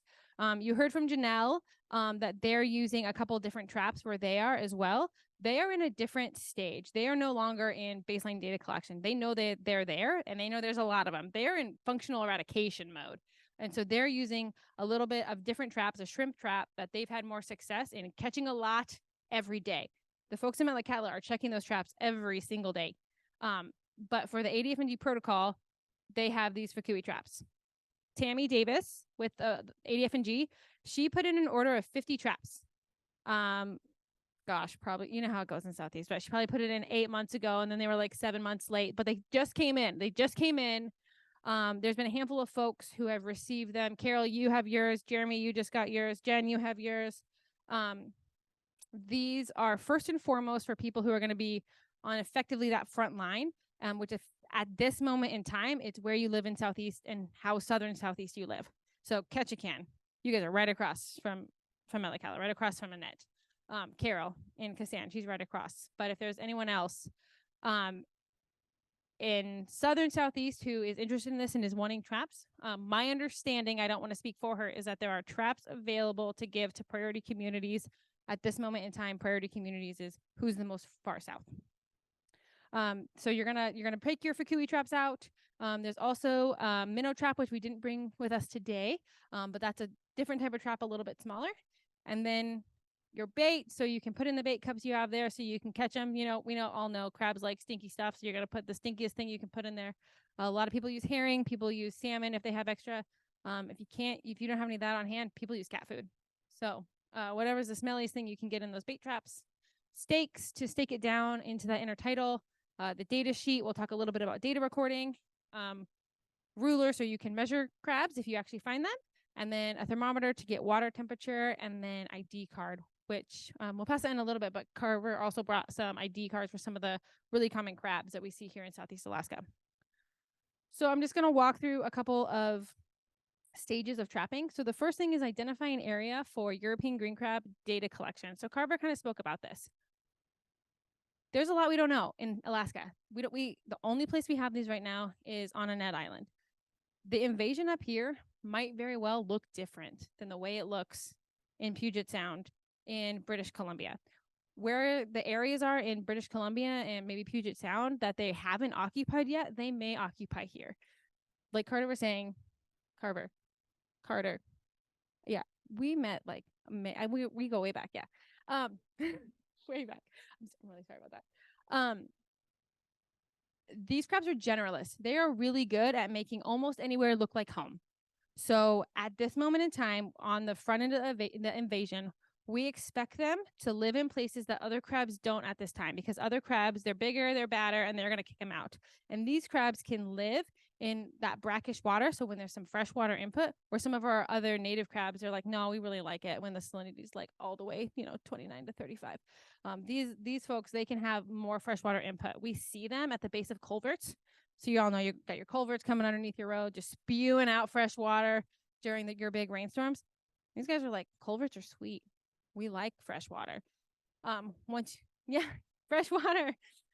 Once you get your invasion that you have like more in the area, we see that they start kind of march back, because now they're competitive because there's a lot of them, and they go find the other big crab in the area, and they're like, what, you're big, but we're 10,000. So in the early parts of the invasion, based on what we've seen in Washington and British Columbia, we expect them to be in places that are maybe in like an estuary where there's freshwater influence and then there's banks. Maybe it's an area like this. This is actually Tamgis. So we super know they're there. We found them on this day that I was there. One of the big areas we're concerned about is eelgrass beds. So if you can think about your community, I know, Tyler, we were talking the other day that you were like, oh yeah, I got a beach that has eelgrass, and that's where I want to put my traps. 100%. It's thinking about those things. But we heard from before and how they move around is that they're subject to possibly that ballast water, but certainly those ocean currents. So those megalopa, megalope, both, is it the same? Yeah, it's the same word for sure. Those are going to get put wherever they get put. And then wherever they are when they become a juvenile crab, that's where they're going to make their stand. Can I live? Can I not? We might see a really rocky beach that the green crab are really good at living places. And they're like, this is fine. So we're going to have to be really flexible because there's a lot we don't know in Alaska. The next thing that, oh, look, this is identify that area. So this is just showing they really like topography. So they're going to burrow into the side of that bank. So if you're looking at something that's like super, super, super flat, maybe no eelgrass, no clams, they might not like that as much, but they're certainly going to like that bank because they can burrow in and they can get some protection. The next is to identify appropriate tide levels to deploy traps. If you read the ADF&G protocol, it says on a -1 tide is when you should go out and put your trap in. -1 tide looks real different from bay to bay, from community to community, island to island. So you need to find what your beach is, identify your area, and then you need to spend a little time with it. You probably already have done this and you know what it looks like at that -1 tide or maybe a -0.5 tide. This is Stargammon Estuary in Sitka. We're out here and it's not even a negative tide. So you can see there's some water this is Emily Grayson. She works with Crab Team in Washington. She's coming up to Metlakatla, like Janelle said. Many of you met her before. She's really smart. She knows all kinds of stuff about green crab. This is us checking out, like at this tide, can we place traps? So you need to figure that out for your area. And then the next thing you'll do is you'll add bait to your traps and you'll go ahead and set them. And typically what that's going to look like, it's going to look like you go out on the low tide in the evening. So hopefully it's summer and it's like a nice 6 p.m. or something. And you set your trap in the evening and then you're going to let it soak for that whole time of high tide. And so then you come back for your low tide in the morning and you take it out. If you read the Washington green crab protocol, they let it soak for either a full 24 hours or into 48 hours. We don't quite have that luxury here because in many of our communities, we have bears, right? If we just put a bunch of food in a trap and it can't get out on the beach, we could have problems with bears. We've heard problems of minks getting into traps. A raccoon, not up here, that was in Washington, got into traps. So for us, the Alaska protocol is looking at more of that 12-hour. So in the summer, not too bad. Start at 6 p.m., pull it up at 6 a.m. Then, of course, our winter tides sort of looks like the opposite, right? We're doing it in the middle of the night. So I want to pause here and give everyone a few minutes just to sort of explore their Fukui traps. You can take a look at the bait bait trap, sorry. Try to practice with the halibut hook on there to get it connected. And just if you want to do green crab monitoring in your community, you're going to be using these, especially if you get traps from ADF&G. So I'll just give you a minute or two to just look around and see what this looks like, take it apart, put it back together, and then we'll jump back in like 2 minutes.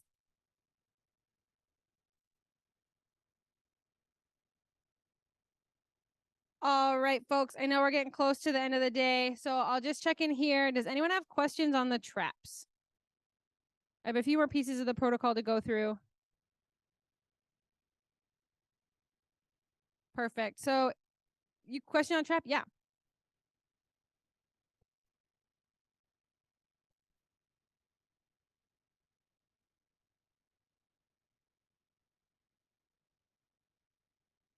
Yeah, so the question was, where do you attach the bait? And yeah, so what we've done is we have used sort of the halibut hook there to attach it to the metal. And that does a couple of things, keeps the, hopes that the bait stays in there, and then it helps the trap stay closed. So once again, these traps are well loved. These have been deployed many, many times. And at that, some of the original clips that they come with have either fully come off on some of these ones or are barely hanging on, and that hook helps it stay closed. So there's a good piece there.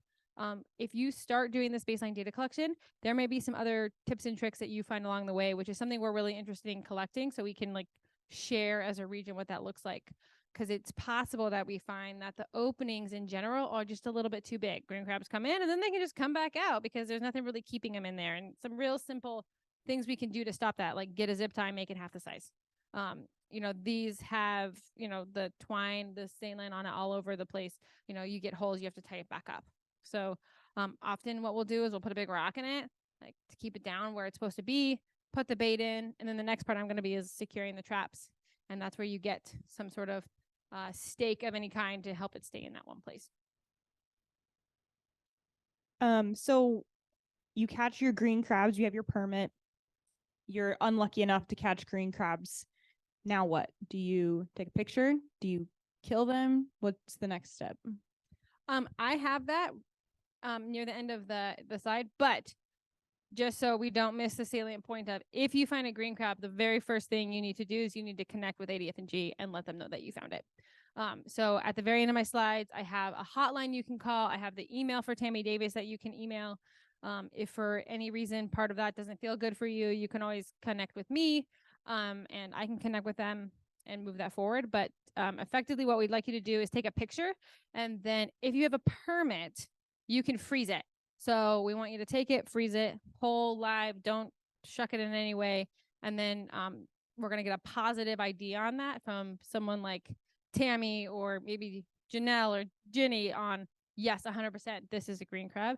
And then they're going to adjust what their plan is from there. Sean. Well, you would never catch a green crab if you didn't have a permit. But if you were, for some reason, putting a different trap in the water and you caught a green crab, it's going to be the same thing. We really want to let the state know. We want to let the Alaska Department of Fish and Game Invasive Species Coordinator, Tammy Davis, know. So take a picture of it.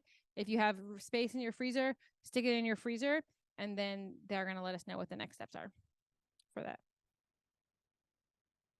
Not the green crab. Yeah, you don't say, see you later, buddy, and put it back. Take a picture, put it in your freezer. So part of what the aquatic resource permit allows you to do is hold it. So technically, by the books, by the numbers, if you don't have a permit, you cannot transport an invasive species. And that's for good reason, right? Like if we have invasive species and we're all just carrying them around places, they're probably going to spread even further.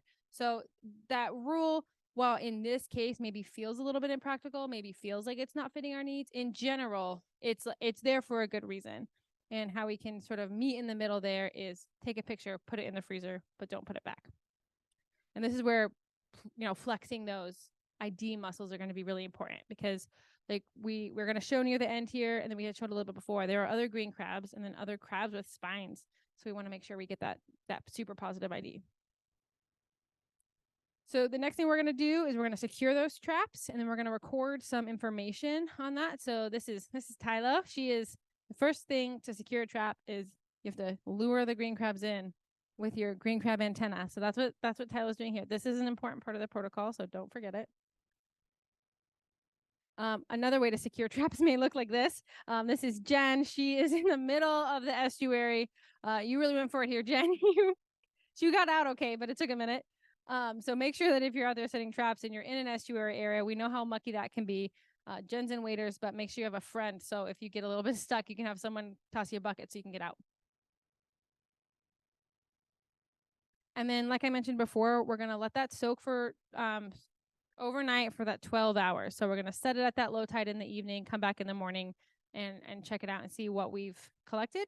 And then we're also going to record the information that we found in the trap. So I'm going to speak a little bit more of that in a second.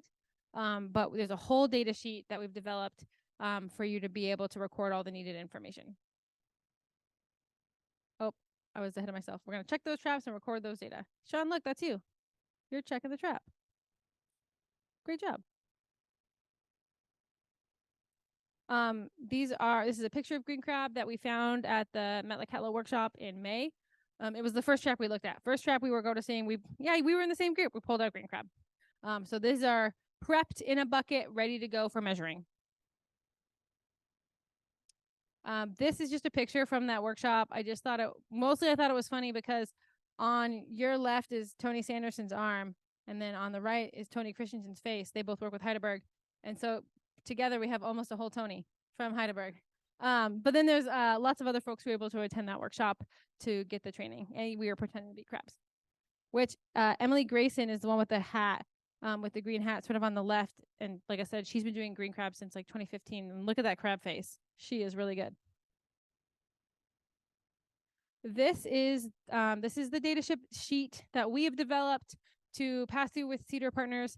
The one at ADF&G captures all of the same information, looks a slight bit different, but the needed information we need is the date, the site, where are you, who's out there with you. One of the critical things that we're really hoping to capture is how much time and how much effort does it take to do this?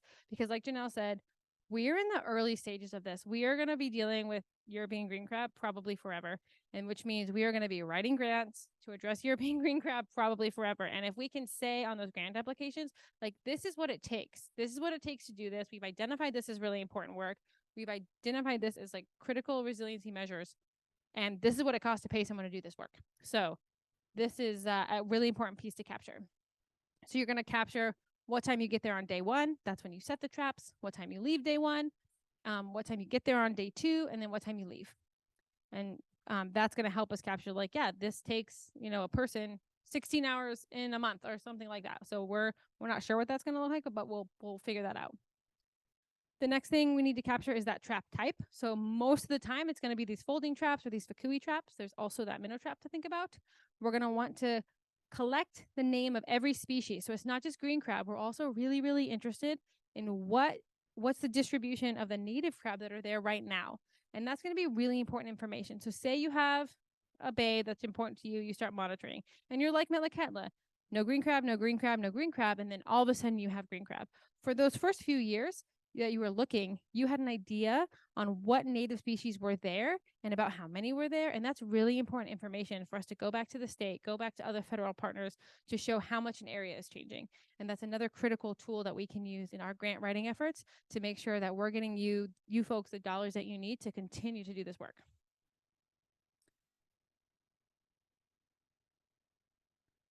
So that was the protocol. Whoa. So that was the protocol for trapping. I'm going to go ahead and move on, and we can do questions at the end. The next thing is molt walks. And so like I mentioned before, I think anytime you're at the beach and you're just walking along, you know, it's about this time of year, right, where you start to see lots and lots of the molt on the beach. They're in the rack line. Maybe they're even up in the trees, depending on what your beach looks like. And if you're just walking along with your family and you've got sort of like your eye on the prize, I'm going to look for 5 spines.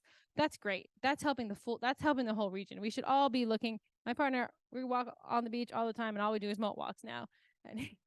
And he loves, so the official protocol is you have to do 20 person minutes. So it's him and I, we're walking the beach, and we're just like 10-minute period after 10-minute period. He loves it. So we're going to talk about what an official molt walk looks like. And so you're going to identify the beach that you want to look at. This could be any beach. Like I said, there is a blanket permit out there from ADF&G that we can all do official molt walks, and then the data. You walk the beach for 20 person minutes. So if it's you and you're by yourself and you're out there doing some, quiet reflection by yourself, and you want to do a molt walk, you're going to set your watch for 20 minutes and you're going to walk along the beach for 20 minutes, collecting all the molts that you find. If you're with one friend, you're going to set that clock for 10 minutes. If you're with a group of students and there's 20 of you, you're going to like spread yourselves out along the rack line, and you're going to set it for 1 minute, and you're all going to capture as many molts as you can on the beach. So it's 20 person minutes. Never go out with an odd number. Otherwise, you'll have to do really difficult mental math on how many minutes is it for. The next thing you're going to do is you're going to want to ID those molts. And so what we're looking for here is we're looking for molts. Ideally, they're full or sort of at least half. If you have just like a tiny shard of a shell, you can't really tell what it is and what it came from. We're not going to count that. We're just going to count the full carapace or at least half. And you're going to record those data. We have another sheet I'll show you in a second. And that's also really important. Again, at this point in time, on most of your beaches, you're likely to find not European green crab molts, but other molts across the board. But that's really important information. I know Janelle said it before, but this is how we identify green crab in Tamgus first. We found them, and not really me, the Metlakatla Indian community. It was actually a Sea Alaska intern who was working with the Department of Fish and Wildlife down there for that week. They found it on the beach way higher than you would expect. Not on the rack line, gosh darn near the parking lot. So eyes out all the time is going to be really good and really important. And these molt walks are really important. This is likely how we're going to identify them in an area first. And then we're going to record those data. And then this part's really important. You got to crush them. Because otherwise you just put them back, and then you come back the next low tide cycle. Maybe you count them again.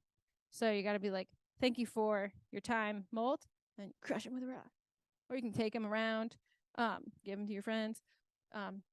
So that's what that is going to look like on that side. So we have other native species that I think I'll just skip this part and then we can pull it up. That we're gonna just connect with you all about on. Like here is types of crabs that we see pretty regularly all over Southeast. So we're gonna talk about this here in a minute. And then this is the molt walk data sheet. And so you can see they have some pictures of what molt would look like for those specific species. You write down where you are, you write down about what time you started, what time you ended, and then you can just do little tallies. You know, I found this many dungees, I found this many red rock crabs. So again, if you find a European green crab, the first thing that we super want you to do is take a picture of it. Take a picture of it so we can identify it. Someone else can identify it, confirm what you saw. Next, we want you to call the invasive species hotline. There's the number right there. We actually have a couple of stickers for you. There's not enough for everyone, but we have some stickers. We'll put them on the back table that has the number you can call there too. If you don't want to call that number, maybe you have Verizon and you're on Prince of Wales and you couldn't make a call anymore, you're going to have to send an email. And so it would be Tammy Davis at alaska.gov is the individual that you're going to want to connect with. All right. Are there any questions on this? Carol. That's a good question. So the question for the folks online is why 20 minutes? I don't know the answer to that. So I know that a lot of our protocols that we have up in Alaska, we adopted from Washington. You know, they had this problem a lot longer. And then we've adjusted them as needed to fit the Alaska scene. And why 20 minutes? I don't know. It's like enough time that you really look, but not so much time that you don't want to do it. I don't know. I made that up, so don't take that with you. Any other questions? All right. It's the end of the day. We have a little bit of a crab ID game to practice IDing crab. But I want to get the temperature of the folks in the room. So we're going to do a little thumb dar. You're like, I want to play a game to ID crab. And you're like, I just want to go home, please. And this is like, I'll do it if you don't release me, but maybe I'm not excited about it. So where's our thumb dars here? We want to ID crab. Great, perfect. All right, great. So here's what I say. While we're going to get it set up, I'm going to unceremoniously just like look this way. And if you're one of those people who are like, I got to get out of here, you can do that. Feel free. But we're going to do a little crab game. And then, let's pass these out first. I don't know, I'm not helpful. So we have some crab ID guides that if you're not familiar with IDing crabs, you can look at some of the paper, and then we're gonna go over a couple of the crabs we expect to see before we play the game.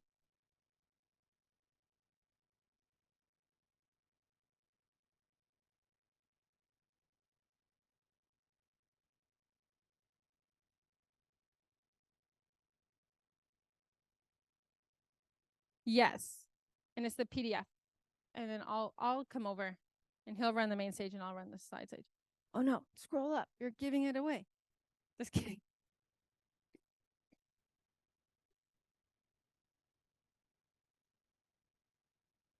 All right, how this is gonna look is we're gonna do a couple of review with a few pictures of crabs to begin, and then we're gonna start the game. So we're passing out those ID guides.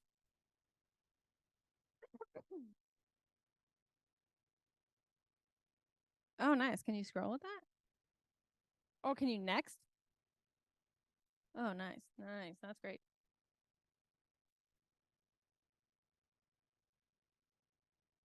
So, Jen, while we're passing these out, I think you've probably done the most. How many times have you gone out? So, Jen works with Catch Can Indian Community. So you've gone out 6 or 7 times this summer. Just in July, you went out 6 or 7 times in July. You're going to find them when they're there. And were you trapping all those times?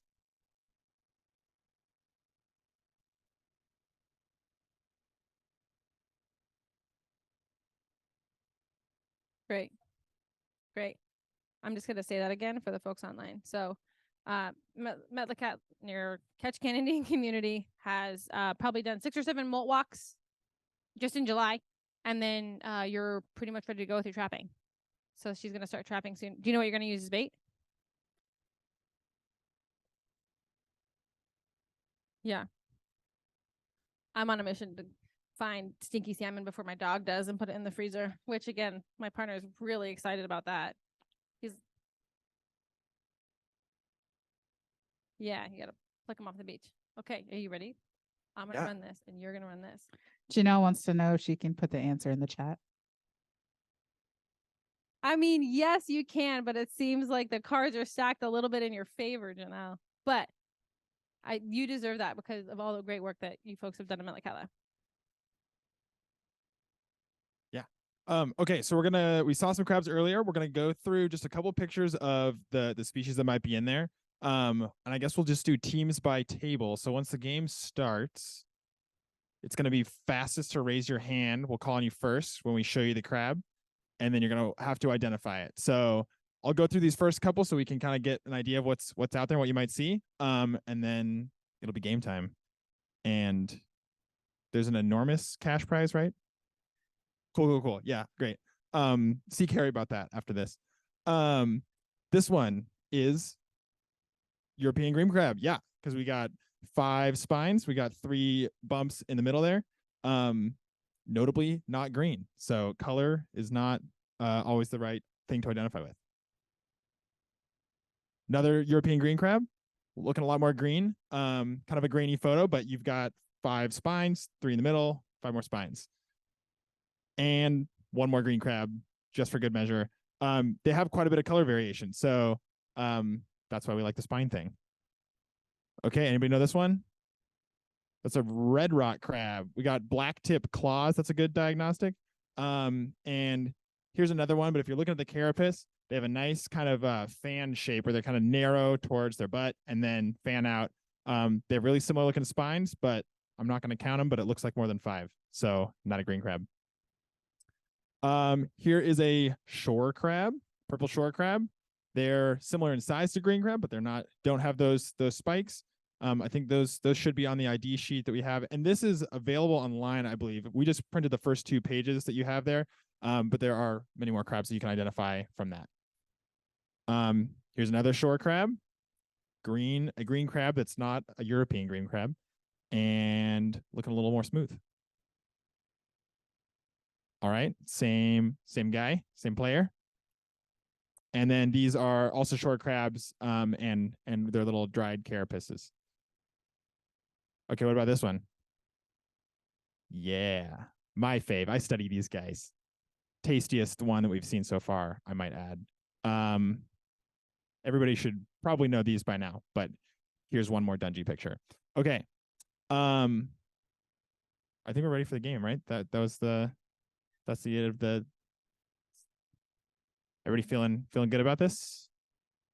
Feeling crabby? Great. Okay, we're gonna show this next picture. Kari's gonna call the first table, and if you get it right, you get a point. And if you get it wrong, then the next hand will go. Okay. You got it. Wait. Yeah, can you Okay. tell us how you knew it was a green crab? Yeah, so he knew it was a green crab because it has the spines. How many? 5 on each side. Excellent. All right. Nice. Okay. I got the clicky, yeah. All right, ready?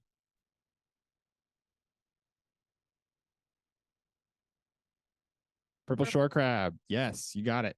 How do you know that it was not a European green crab?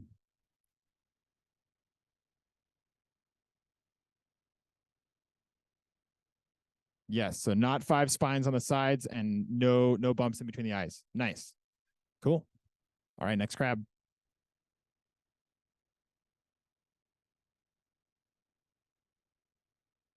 Red rock crab. You got it. How do you know it's a red rock crab?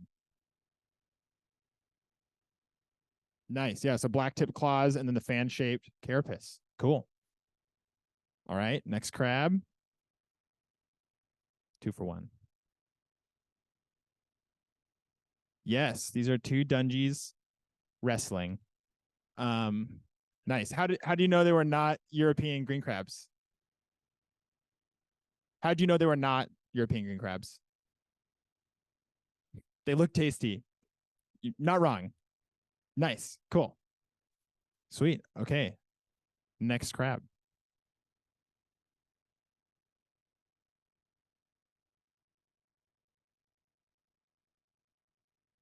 Purple shore crab. Nice. You were correct. How'd you know it was a purple shore crab?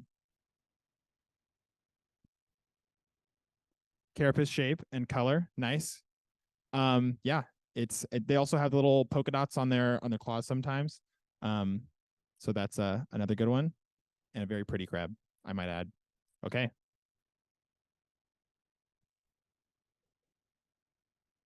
European green crab, a classic. It is green. It's European. It's invasive. Nice.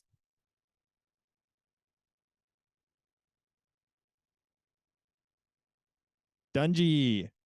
We've seen one of these, but how'd you know? The shape and the color. Nice.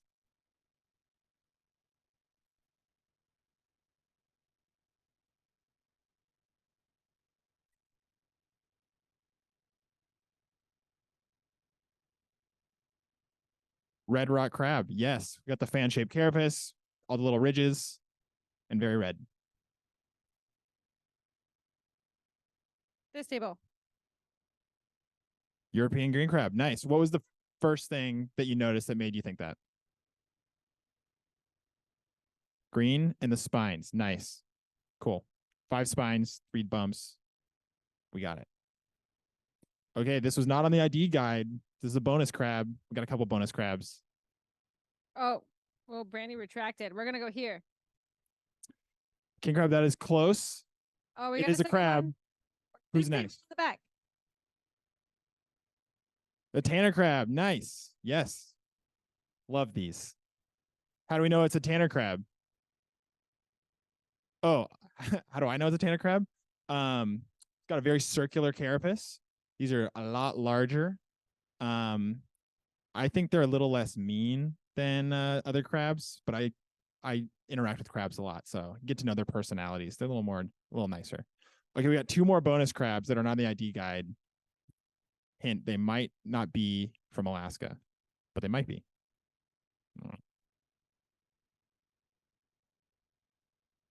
That I heard it here. King crab. Yeah. Nice. You can tell because it's wearing a crown. Nice. Okay. On. Oh, a Japanese spider crab. Slam dunk. That is a Japanese spider crab. They're huge. They're terrifying. They live really deep. And I don't want to run into one.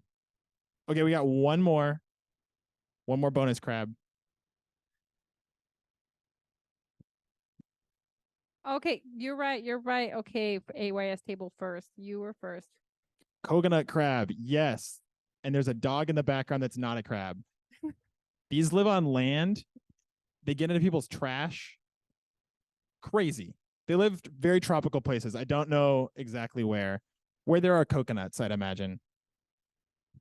Yeah. Nice. All right. I think that's all our crabs. Nice job, everyone. Yay. So we do have a limited number of stickers. So we're going to put them on the table back there. And what we'll ask is maybe look across the aisle and say, okay, who's here from which community? And maybe connect, and let's go with 1 sticker per community if we can self-regulate that at first. And then if there's more, it can be a free-for-all sticker time. But let's make sure we get a sticker with a little bit of crab ID and the number to call in the hands of each community first. So we'll put them on the back as soon as we're done. And these also have a QR code on them. So I stuck one on my water bottle. So whenever I'm out, if people are, looking for crabs, they can get the right info. So any other questions about green crab, about the monitoring protocol, about permits before we release for the day? That's a big question. This is an interesting question. So there is a big push to make people want to eat green crab because they are a big problem. We were talking about how, sort of like in the 90s is when we really started to first see them come on the West Coast, but they have been on the East Coast since the 1800s, real long time. And they have been a big problem there. And so one of the ways where people are trying to sort of flip the script around them is like, sure, they're invasive, they're bad, they can impact our ecosystems, but we can catch them and then we can eat them. And wouldn't that be awesome? And so there's actually a green crab cookbook that just recently came out that you can get and eat them. Now, the thing about green crab is the biggest they get is about this big, as big as your hand. And so we, many of us have probably spent some time lucky enough to shuck crab. And if you were to get a crab that's about this big, you're going to do a lot of work for not a lot of meat. So typically they're eaten as like a soft shell crab after they've molted. And so I think an ideal situation is if we all wanted to eat a lot of green crab, because then we could get them. We would want to harvest, we would want to put traps out, and then we'd bring them home and eat them. Metlakatla, one thing that they're doing is they're catching them and they're putting them in their compost pile. So they're using them in that way. I think there's a distillery on the East Coast that made green crab whiskey. Haven't tried it. Maybe give that a go. And let me know how it goes. Ginny did make a comment saying if folks would like stickers for their community, send us your name and address and she'll get them to you. Question was, do sea otters like green crab? I buried the lead here, but I study Dungeness crab and also sea otters. They have eaten them in some places. They've been observed eating them in California. Because they don't get that big, if there's like a big dungy or a big urchin or something nearby, otters seem to be going for bigger prey first. And so while they will eat crab when they're there, and they have been documented eating green crab, it's unclear now if they're going to be like the silver bullet to get rid of them. But that's my 2 cents.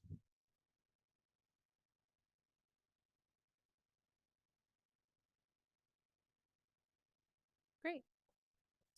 Sarah Lindsay, you want to do a closeout or? Nope. I mean, thank you guys. But yeah, that's great. You can we're just open for discussion at this point. Over anything over that we discussed today or even the past couple of days. If there's anything that you feel a question you didn't get to ask or anything like that, kind of have this time set aside to kind of go back and hopefully answer any questions or spark any discussions you might have wanted to have.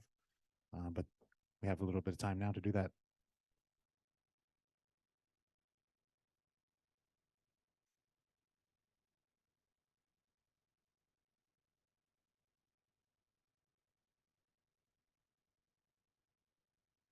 Thank you. Nicole Farron with the National Weather Service again. The topic with the kids up on stage earlier got me thinking I should let everyone in the room know UAF and our Alaska Region National Weather Service have been working together to create an undergraduate meteorology program up in Fairbanks. There's a master's program up there right now, but for undergrad should be coming in the next couple of years. And so if there's anyone in your community that might have a spark for weather and they could go off, study in the state and then come back and work for us and forecast the weather for their home community. So we want to encourage that.